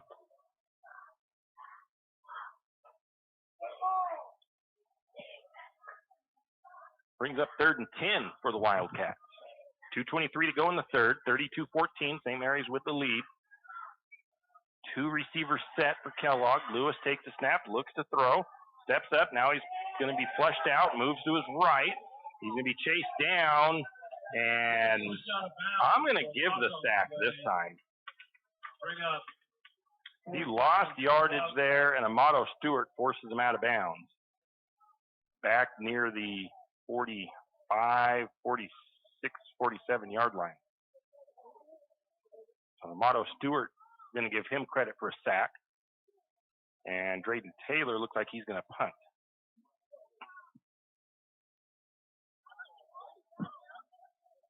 And with Brock Barta out, our normal return man, we got DeLong, I think, for the punt return. He's waiting at the 20. Had some pretty good punts by, that one's high. St. Mary's needs to get away from that one. It's going to take a Wildcat bounce inside the 10. It'll go down to about the 9. Once again, the punt by some nice punting work by Drayden Taylor. He's pinned St. Mary's deep 3 or 4 times already in this quarter alone. That's really kind of hampered St. Mary's. Like I said, it's really hard to put together a 90-yard drive. St. Mary's has done it once tonight, but it's not an easy task to do. So every time that Kellogg can pin St. Mary's deep, if they can hold them deep, make St. Mary's punt, and they get pretty good field position. That's the one thing. Kellogg has had pretty decent field possession every time in this quarter, but they haven't been able to move the ball much either. So both teams just kind of stalemated offensively for the most part. 4 receivers set for the Jacks. Going to have Yearout back in there, running back, runs into a wall. Going to be for a loss. Brings up 2nd and 11. We got another Aiden Yearout back in the game. Good player out there again. Down for the Lumberjacks. Yearout takes a seat too afterwards, trying to keep himself stretched out. And hopefully it's just some more cramping, but I'm not even sure which player it is over there. We'll be back. Well, well, well. Are you in need of a reputable, experienced, and knowledgeable well drilling and pump company? Look no further than Interstate Drilling and Pump.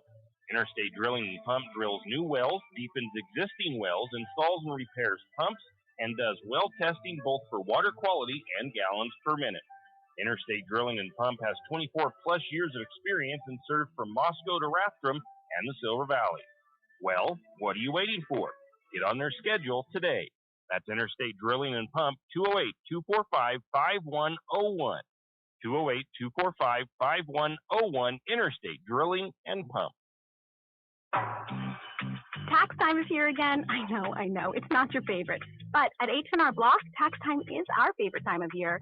It's when our tax pros get to do what they love the most, help people. By getting to know you, they can make sure your return gets done right.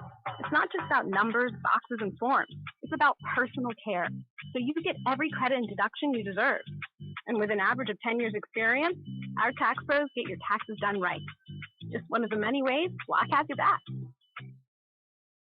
And we are back, and I'm not sure who it is, but it does appear to be cramping once again for St. Mary's. Updated score on the Priest River Newport game. Newport is up 35-8 over the Spartans, and that's in the 4th quarter. Again, Grangeville lost 30-20 in New Plymouth. So I'm not sure who the player is down for St. Mary's. That's going to be the 3rd one with cramping tonight. And that looks, it's Grayson DeLong.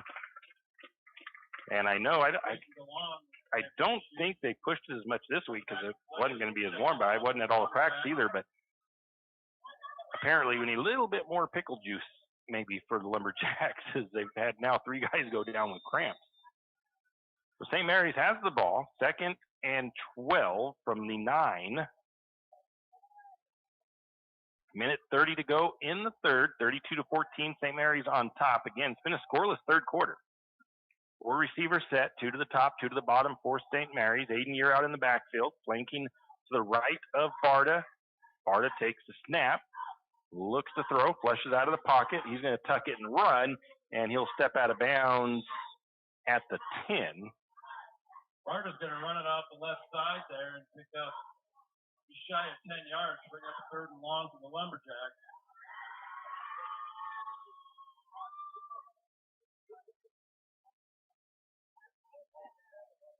So it's 3rd and, well, that's 3rd and long still. I guess that's 3rd and like 6. I don't know what I had them a lot shorter than that.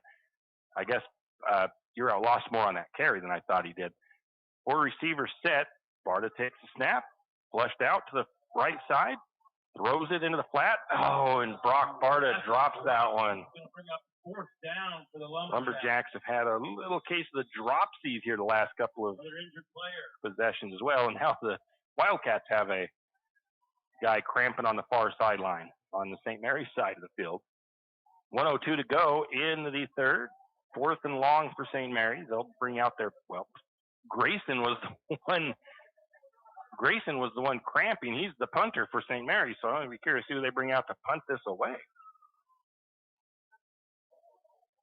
We'll take a quick break while they work on the cramp on the far side for the Wildcat player. Janelle Martin Holmes, your Farm Bureau insurance agent in St. Mary's, is a proud Lumberjack supporter because they're her hometown team. When it comes to insurance, that's also one reason so many people in St. Mary's choose Farm Bureau Insurance. They have a complete line of insurance products, including auto, home, commercial, and life, plus they have great customer service and competitive rates. And they're also a local company with local agents right here in St. Mary's. So let's hear it for our hometown teams. Contact Janelle Martin Holmes, your local Farm Bureau insurance agent in St. Mary's at 105 North 8th Street, St. Mary's.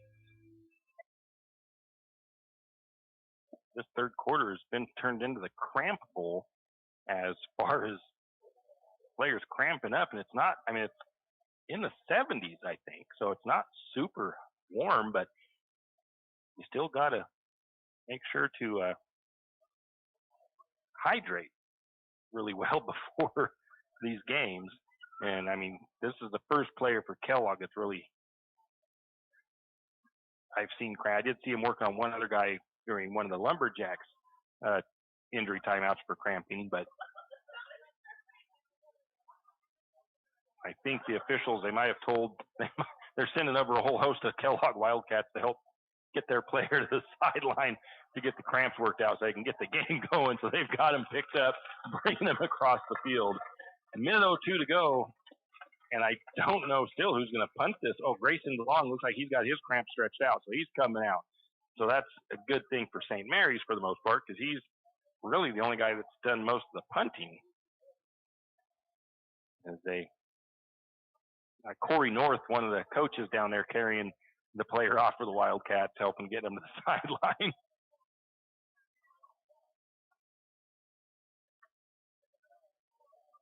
Cramps are miserable sometimes. I can't imagine when you're an athlete like this and what you're doing. His teammates give him a pat on the chest, they set him on the ground, and they run back out because they've got to be out there for punt return.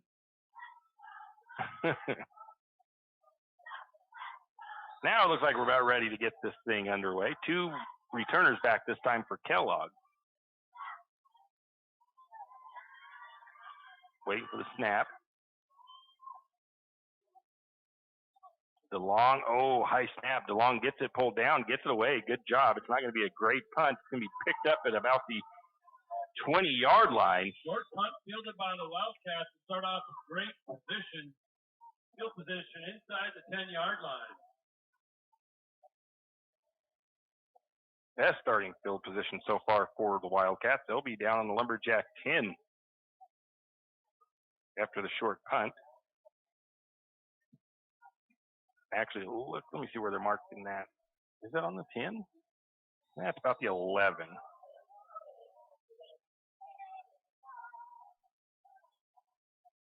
Lumberjack defense has their work cut out for them right now. Deep on their own side of the field, Lewis with the throw to the end zone.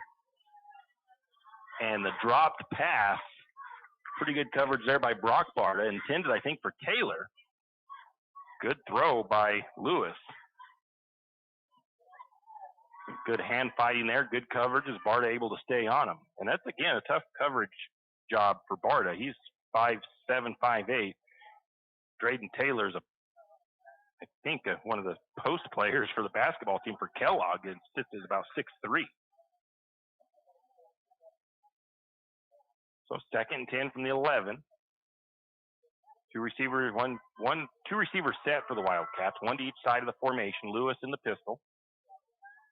Takes the snap, looks to throw. Now he's going to run it, tries to find some room. He's going to be dragged down. I believe that was Russell Brousseau with the tackle.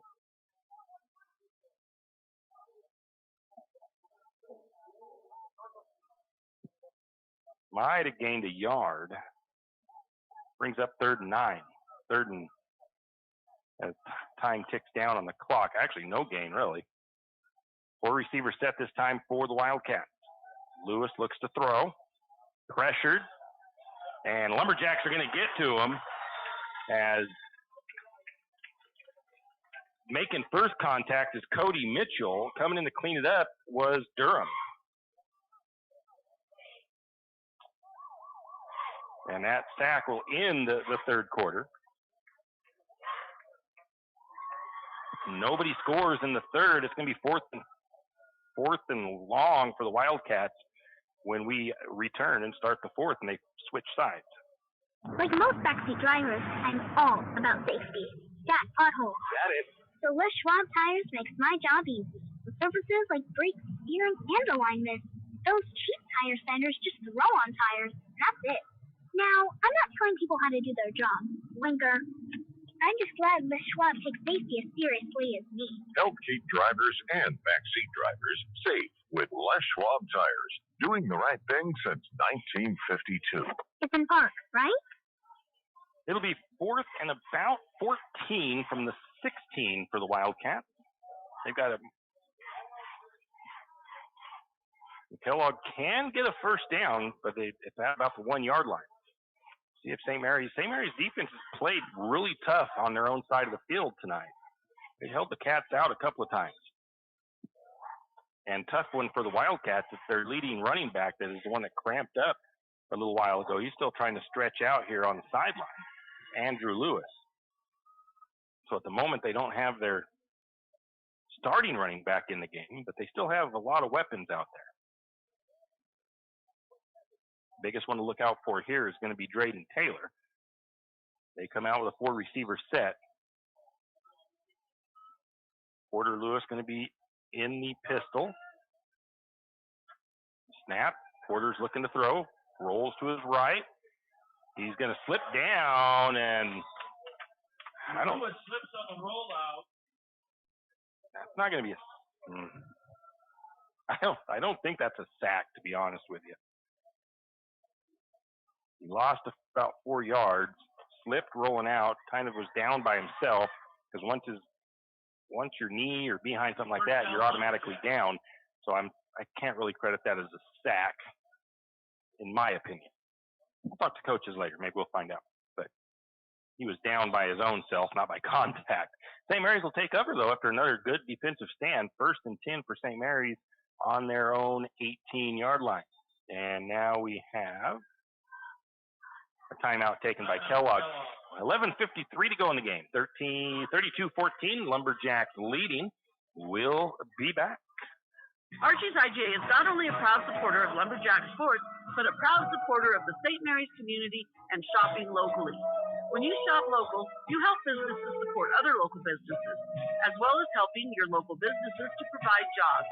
Did you know that local business taxes help maintain communities and counties by fixing roads and maintaining recreational facilities, local business owners invest in the community and have a vested interest in the future of our community. So won't you help Archie's IGA by supporting your local businesses and shop locally? Oh yeah, and let's not forget those lumberjacks. And we are back after a quick Kellogg timeout. They're still huddled with their coach, Dan Davidian. And we got I don't know if he's an injured player, but we have one of the Wildcat players over here on the sideline, number 51. That's Little. Getting a breather. He might just be a defensive or an offensive lineman, though, so he's just getting a break, I would assume. Lumberjacks with a 4-receiver set. Barta, shotgun, takes the snap, looks to throw, has pressure, escapes that, rolls out to his left, and he's just going to avoid the sack. He's going to flip that forward for an incomplete pass. He knew that he didn't want to lose yardage there by running out of bounds, so he's going to get out of the pocket, flip that towards the line of scrimmage, and at least not losing yardage there by being forced out of bounds. 2nd and 10 for the Lumberjacks.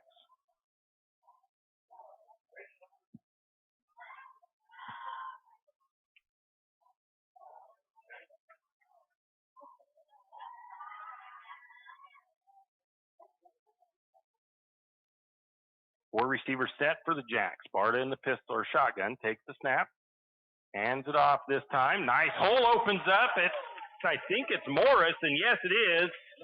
Picks up about 14 up the middle. But a flag at the end of the play. At the end of the play. Flag on the play.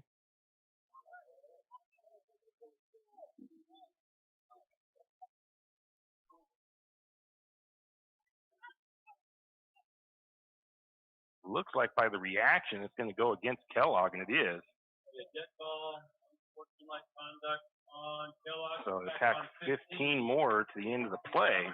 First and 10 from the 48-yard line. That'll move the ball all the way up to the Lumberjack 48-yard line. Might have misplaced.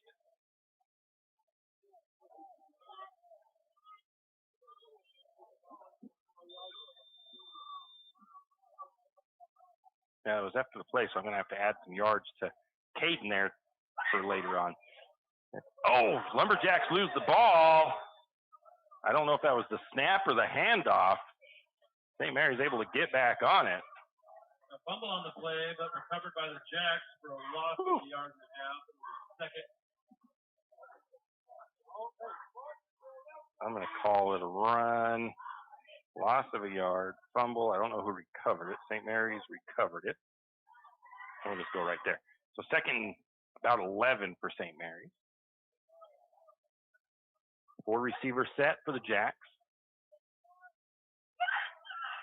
Barta takes the snap, fakes the handoff, going to go deep for Gustav, and he can't quite pull it in. Good coverage by the Wildcats on the sideline. Third and long for Lumberjacks. Good throw, too, though. Isaiah just about was able to make the adjustment and get the catch, but the coverage right on him, right in his hip pocket. Might have been Taylor.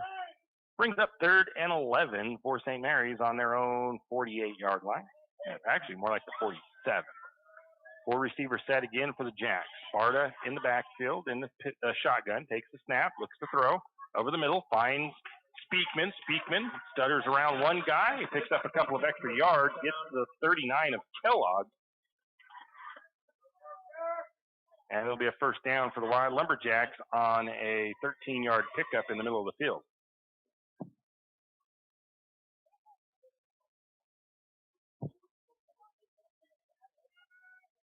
Two receivers to the near side for St. Mary's. Looks like one receiver up top.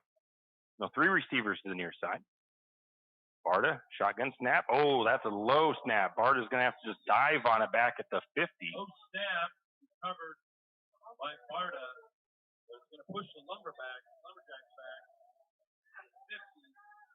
I hate doing that because they don't have a bad snap option on the stats recording.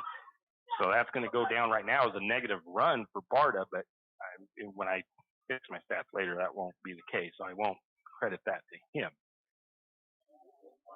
So under 10 to go in the contest. 32-14, St. Mary's leads the Jacks. Second and long now on the 50-yard line, about 20-plus yards to go. Sparta takes the snap, rolls to the near side, looking deep for Speakman. Speakman almost makes that catch, can't quite haul it in. And again, the coverage was somewhat beat there a little bit, but they were able to recover on the defensive back side of things and get in there and just break that play up.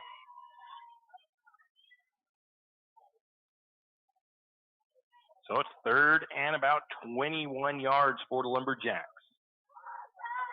Again, the second half has just been kind of a stalemate between, well, St. Mary's has just had bad field position starting. Kellogg has had pretty decent, but neither team able to do anything with it. 4 receiver set for St. Mary's, third and long. Gonna get the snap. Sparta looks to throw, flushed out of the pocket. Oh, he's just gonna have to take the sack there.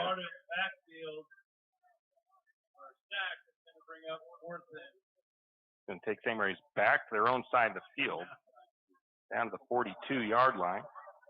It's a sack for the Wildcats, fourth and about 30 yards.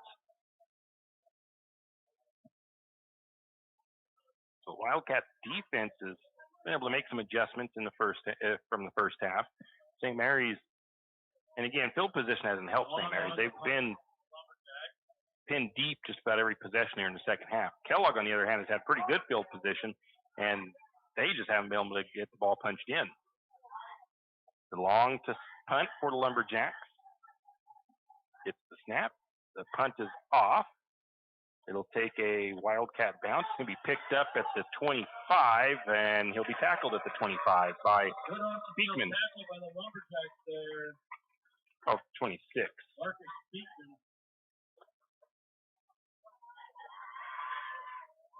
First and 10 Wildcats.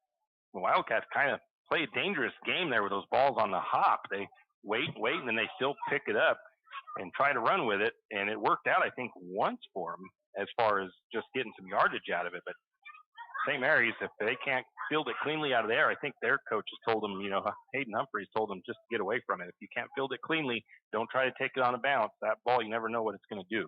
First and 10 for the Wildcats on their own 27-yard line. They come out with a 4-receiver set. Porter Lewis in the shotgun, takes the snap, looks to throw. He's going to go across the middle, just out of the reach of his tight end, number 45, Grasscamp.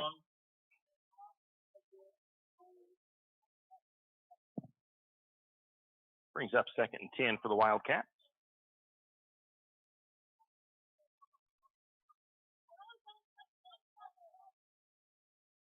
Kellogg up the line of scrimmage. 4-receiver set once again.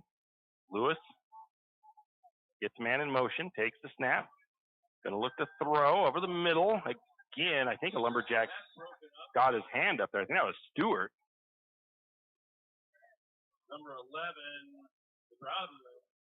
Stewart or DeGravio able to get their hand up there and knock that ball away.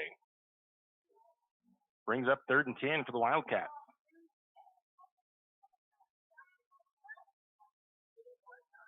Wildcats with a 4-receiver set once again. 2 to the near side, 2 to the top. They're stacked. One wide receiver behind the other. Lewis takes the snap. He's going to hand it off. Andrew Lewis gets some running room, powers his way forward. I don't know if that was Lewis, actually. He's going to take a host of Lumberjacks to bring him down at the 50. A nice run. 50-yard line. And it was Andrew Lewis. Nice, powerful run. And a first down for the Wildcats. I don't think St. Mary's was expecting a run at third and long or fourth and long. I think it was third and long. Wildcats quickly back into their setup. Going to take the snap. Lewis rolls to the right, throws it complete. There to make the tackle is Harold, I think. Pass complete from Lewis. Going to bring up second and 6 for the Wildcats. Didn't see who the receiver was for Kellogg. Again, I mentioned it earlier, those jersey numbers are hard to see with the gold on white numbers. and especially when they're on the far side of the field. 3 receivers set for the Wildcats, 2 to the near side. Lewis in the shotgun takes the snap. Gonna scramble. No, he's gonna be brought down. And who gets that sack?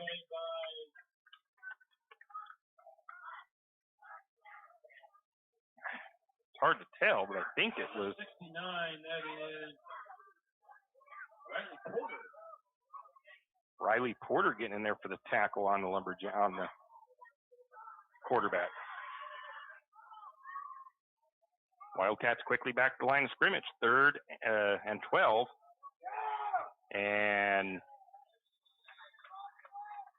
I think the Wildcats were trying to run again. Bring up 4th down for the Wildcats.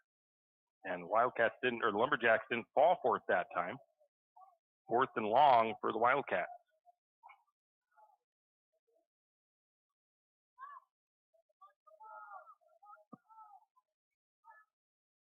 Going to take the snap. Lewis looks to throw. Clean pocket. Going deep down the middle. Coming back over. Trying to make the interception.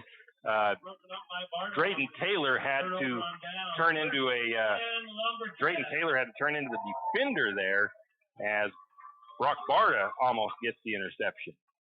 So the Wildcats will turn it over on down. St. Mary's best starting field position of the half. They will start on the Wildcat 49-yard line. They've got 6:17 to go in the 4th. St. Mary's leads 32-14.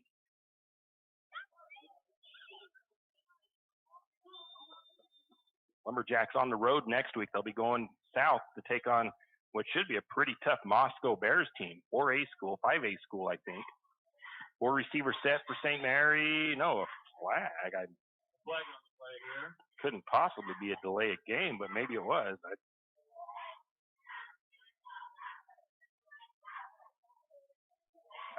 Didn't seem like they had all the time between possessions. So maybe they did. Must have been a delay of game on St. Mary's. 3 receivers near side, 1 at the top of the formation, empty backfield. No, there is a running back in the backfield. Barta is going to look to throw, flushes out the left, takes off and runs, and he'll pick up the 5 lost yardage. That looked like it was really close to almost a horse collar there, as one of the Wildcats was just trying to grab a hold of anything he could to get a hold of him.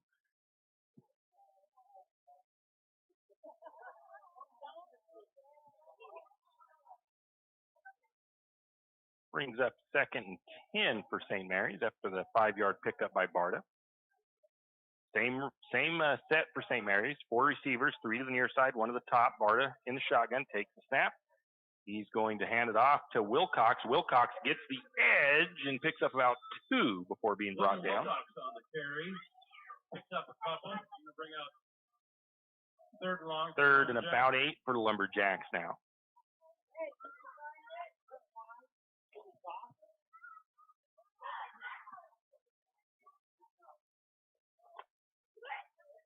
Lumberjacks looked like they were ready to get to the line of scrimmage, and they're back in their huddle. Now they're headed to the line of scrimmage. 3 receivers to the near side, 1 to the top of the formation. Again, Barta in the shotgun, flanked by his running back. That's Wilcox, going to throw. Looks to Gustav. Gustav is going to try to find some extra room. Slips away from one, gets across the first down line. Almost slips away from another one. Picks up the first down to the 21 of Kellogg. Gustav having a pretty good night. That's only his 3rd catch, but he returned that opening kick for a touchdown. He's had an interception. And that is actually to the 30-yard line. Ends up being I don't think that's a 19-yard pickup, though. Must have been. Didn't seem like it was that big of a gain. It'd be 1st and 10. Kellogg takes a timeout. St. Mary's on the Wildcat 31-yard line. Was I correct? I think I had said earlier 19. So Kellogg takes a quick timeout. You're listening to the home of Lumberjack Sports, 1240 KOFE, St. Mary's. Once again, 4.5 to go in the contest. St. Mary's leads at 32-14. Lumberjacks looking to improve to 3-1 on the season, 1-0 in league play. They'll be tied with league record with Kellogg, with Priest River and Priest River and St. Mary's. Kellogg loses this one tonight, they'll be 1-1. So St. Mary's, Priest River did lose tonight in a non-league game, but with the 3-1 record and the 1-0 league record, St. Mary's might shoot to the top of the league standings. 3 receiver set for the Jacks. 4 receiver set for the Jacks. Barta takes a snap, looks to throw. He's going deep. Oh, I don't know if he was going for Gustav, but Brock Barta was open, and Brock dropped that one on the near side. A little bit of case of dropsies here and there in the second half for the Lumberjacks. Brock put his hands up like, oh, I can't believe I dropped that one. Marcus slipped down. I thought that might have been the intended receiver, and it still might have been. I don't know for sure. That ball was just maybe a little bit short. It was almost like it was a little bit of a lame duck, wobbly high in the air. 2nd and 10 for the Lumberjacks now from their own 31. Snap, going to hand it off this time, and not being able to squeak through as the running back for St. Mary's. Loses a couple of yards. And that is Wilcox. About 3 on the run by Wilcox. Brings up 3rd and 13 for St. Mary's. Brings up about 3rd and 13 here for the Lumberjacks.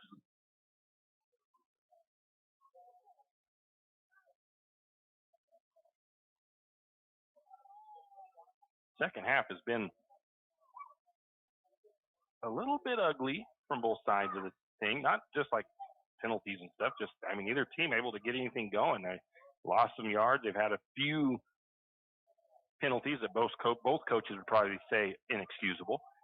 Some drop passes. It's been interesting. 4 receiver set for the Lumberjacks on 3rd and long. Barta looking to throw across the middle. He's got Speakman. Speakman's going to be short of the first. Short of the first down. Going to bring up 4th down for the Lumberjacks. They're going to have that ball at the 24. So it's 4th and about 3 for the Lumberjacks. And, of course, here, and they're deep in the Kellogg territory, they'll go for it. 4th and 3 from the Wildcat 24-yard line. Snap. A little bit of a low snap. Hand off to Will. No, Barta's going to keep it. I don't know if it was. I'm not sure if it was a sack. If it was supposed. Not sure if it was supposed to be a run or a throw, but we will credit it as a sack and a loss of about 6. And the Wildcats will take over on down. Sack there. Getting the pressure on St. Mary's in the passing game. 26-yard line of Kellogg is where they'll start. Just under 3 to go in the game. 32-14, Jacks with the lead. We've got a stack up of wide receivers. Lumberjacks didn't fall for it. It's completed to Lewis, and Caden Morris is going to come over and tackle him. Loss or a gain of maybe a yard.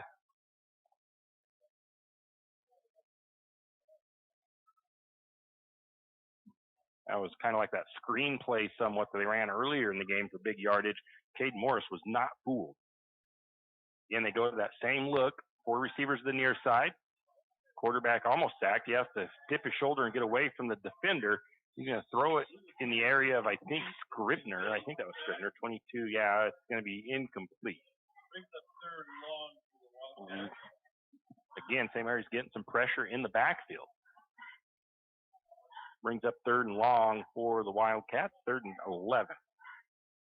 3rd and 9. I have 3rd and 9. And maybe that was a tackle for loss for.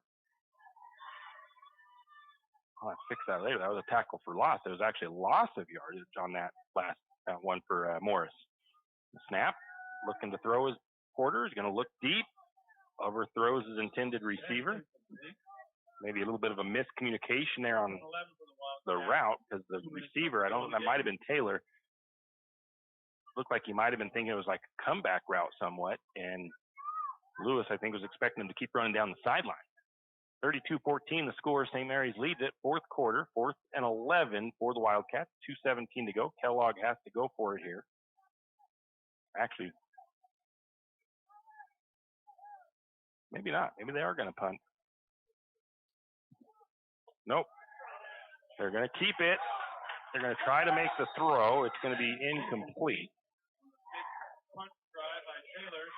Lumberjacks take a Braden run. Taylor tried to get the fake punt. Didn't work. Taylor took a shot at the end of the throw. He got hit right as releasing that. St. Mary's will take over 1st and 10. 32-14. Lumberjacks lead with 2:10 to go in the fourth.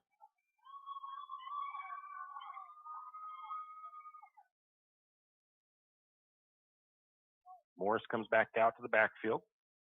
You're out for now.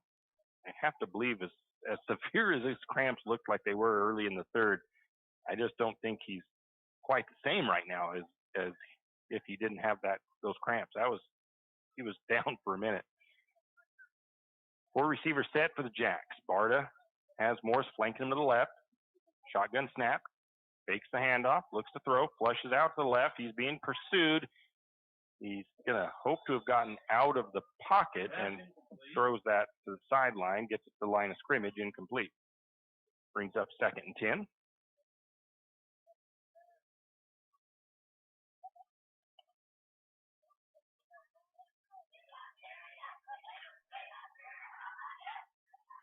Stay with us as we give you a quick recap of stats and then to talk about a player of the game at the end of the game. Got a pretty good idea of who I think I'm going to pick tonight. And it's not just offense or defense for this young man. Offense, defense, special teams shined pretty good tonight. 4 receivers set for the Lumberjacks. Barta takes the snap, looks to throw. It's going to be kind of a little bit of a screen play out to Harold. Harold gets away from one guy down the sideline. Touchdown, Lumberjacks. That was a great catch and run by Jackson Harold down the far sideline from 27 yards out to punch it in for the first score of the second half. Extends the Lumberjack lead 38-14 over the Wildcats.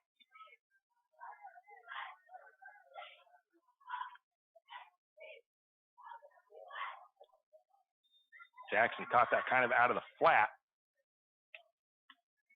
Got a good block and made a couple of good moves to make guys miss. DeLong will attempt the extra point. He's missed them all tonight. Having an off night for DeLong. That one is up and good. Lumberjacks up 39-14 over the visiting Wildcats. A minute 55 to go. We'll be back with the kickoff. If you want the best, you hire the best. Top Grade Roofing and Construction has over 25 years of experience and is licensed and insured. Top Grade Roofing and Construction can and will build just about anything. Need a deck? They can do it. Need siding? Yep. How about a fence? Of course. I mean, Top Grade Roofing and Construction might even build you a chicken coop if you ask. That's Top Grade Roofing and Construction.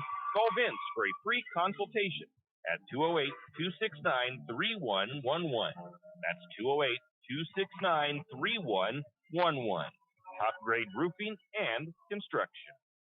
And we're back as the Italian exchange student, Santiago Prinzato, to kick off for the Lumberjacks.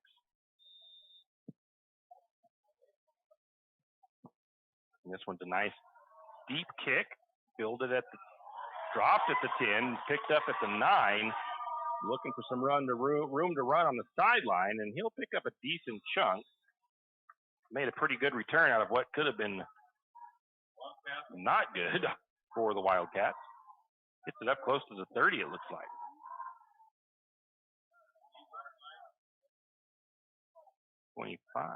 About the 27. Didn't see who made that tackle. There's a bunch of Lumberjacks over there to force him out of bounds. The return man for Kellogg. And once again, I want to apologize to the Wildcat fans, but the gold on white numbers, very hard to see out there for these away jerseys for Kellogg. The snap. Wildcat's going to run it up the middle. Lewis finds some room to run. Going to take a host of Lumberjacks to bring him down. Picks up about 9.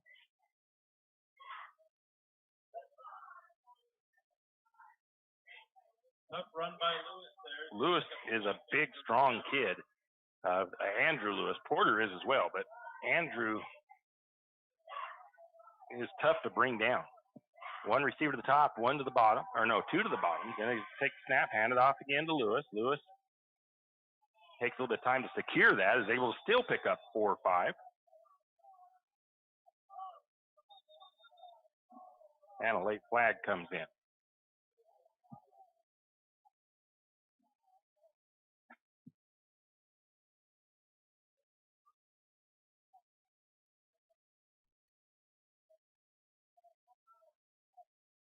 St. Mary's going to get called for unsportsmanlike. Lumberjack push the Wildcats ahead 15 yards.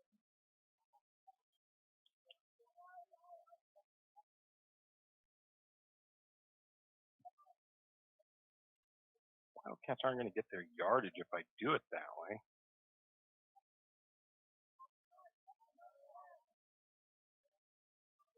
We'll go with penalty on St. Mary's 15. That should be up to 46. Kellogg with the snap. Another run up the middle.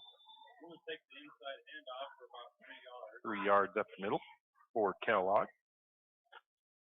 Again, I had to figure out a different way to put in that because, again, not that anybody listening cares about the stats program, but it doesn't offer it added to the end of the play for the penalty yardage. So if it's an after the play penalty that tacks on yardage, you don't have that option, and it just erases the player's stats that he had and gives 15 yards. The snap for Lewis, takes the throw, caught. I think that's Taylor. Pass complete for a first down for the Wildcats. 14 seconds left. Give it to Taylor, but I'm not sure who it was actually to. That'll be down to the 30-yard line. Dentsu made the stop for the Lumberjacks as we got 13 seconds on the clock. St. Mary's going to move to 3-1 on the season, 1-0 in league play. Kellogg with a 4 wide receiver set. Going to take this last snap. Porter Lewis going to look to throw. This time he's flushed, and he'll be sacked here at the end. And I think that was number 50 for St. Mary's with the sack. Blankenship. We'll have to check that out later, but that'll be a sack there, couple of yard loss, and that'll wrap this game up. 39-14, St. Mary's with the win over the Wildcats in league action. And like I said, I think St. Mary's might move to the top of the Central Idaho League standing with that win. We'll take a break. We'll come back with some quick stats and a player of the game. Hughes Ace Hardware wants to invite you to come in and take a look. Hughes isn't just about hardware. Whether you need dish soap and sponges to clean up after your husband's guys' night or storage solutions for your wife's shopping addiction, you can find it at Hughes. Come see the difference. Everything you need from a blow dryer to replace the one your toddler dropped in the toilet to a bathroom scale to help your hubby stay on his fitness goal. Hughes Ace Hardware is the place to get the products you need and the help you want all the time, every time. Hugh and Margie Gannon of St. Mary's are proud to support the Lumberjacks and this Lumberjack Sports broadcast. The Gannons want to wish the Lumberjacks the best of luck this sports season and want you to know that they are proud of you. The Gannons say, "Go Lumberjacks!" You always hear on the radio, cross the bridge to saving. But it's true. St. Mary's Harvest Foods has what you need when you need it. And if you don't see it, then just ask one of the friendly staff and they will gladly help you find what you need. From meat, super fresh produce, and dairy, St. Mary's Harvest Foods will save you big on the things you need the most. No time to cook tonight? Then check out the hot deli for something quick for dinner. St. Mary's Harvest Foods, where you truly can cross the bridge to savings. And we are back. St. Mary's gets the Central Idaho League win, 39-14 over the Wildcats. And what a nice game for St. Mary's. Started off neck and neck, back and forth battle between these two teams. Kellogg held the lead early, 18-6. 18-6. St. Mary's battles back, takes the lead in the second, and never looks back from there as Kellogg is not able to find pay dirt after the first quarter couple of scores they had. And so taking a quick look at our stats, quarterback Jack Barta had a heck of a game passing tonight, 328 yards and a touchdown. Aiden Yearout was beast mode again. He only had 67 yards carrying, but he scored 4 touchdowns. And Brock Barta with unofficially 102 yards receiving. So good on the top players for St. Mary's there. Again, rushing the ball, we had 67 yards for year out. I think I got to correct one thing for Morris. Morris probably had about 30 yards rushing. Jack Barta has 28 yards or so rushing. So St. Mary's only ends up with 98 yards running the ball, but they were able to throw the ball fairly well tonight.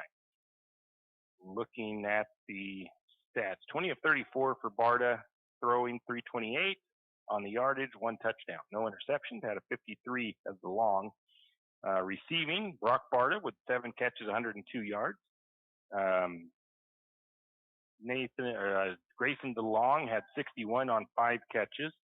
Gustav had a couple of catches for 46 yards. Harold had 2 catches for 35 yards. It looks like we found 7 different receivers tonight. Speakman had 2 catches for 23 yards. And Gustav again down there again. So Gustav actually had 3 catches for like 60 yards. And that's going to be it as far as we're not going to really go over defensive stats. We got to clean those up and get them totally figured out. But a pretty good night for Durham, Mitchell, and Rousseau. I have them unofficially with 4 tackles apiece at least, and a couple of sacks there by a couple of different Lumberjacks. I think we ended up with 3 sacks or so. Anyway, so that's going to be that part of our stats. Let's take a look at the player of the game. And again, I mean, really, Jack Barta could have got player of the game tonight from Taco About It, as he did have a solid night, 328 yards passing. But I'm going to go with a guy that did things in all aspects tonight. It wasn't just offense. It wasn't just defense. He returned the opening kick for a touchdown. He had an interception. He had a couple of about 4 or 5 good catches and some good yardage on that. So, hey, I think it's going to go to our senior spotlight of the night, and the senior wide receiver, Isaiah Gustav, getting the Taco About It player of the game.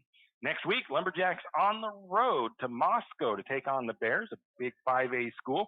Grangeville beat them earlier in the season. St. Mary's going to look to try to get a win there as well, and we'll be down there to bring you that broadcast and that game as well on the air right here on 1240 KOFE. Enjoy your weekend, and hey, we'll see you next week for more Lumberjack football. Thank you for tuning in to another broadcast of high school sports on KOFE 1240 AM St. Mary's, your home for high school sports broadcast. We want to take a moment to thank our sports broadcast sponsors and hope that you'll do the same. Without them, this wouldn't be possible. Until next time, have a great rest of your day.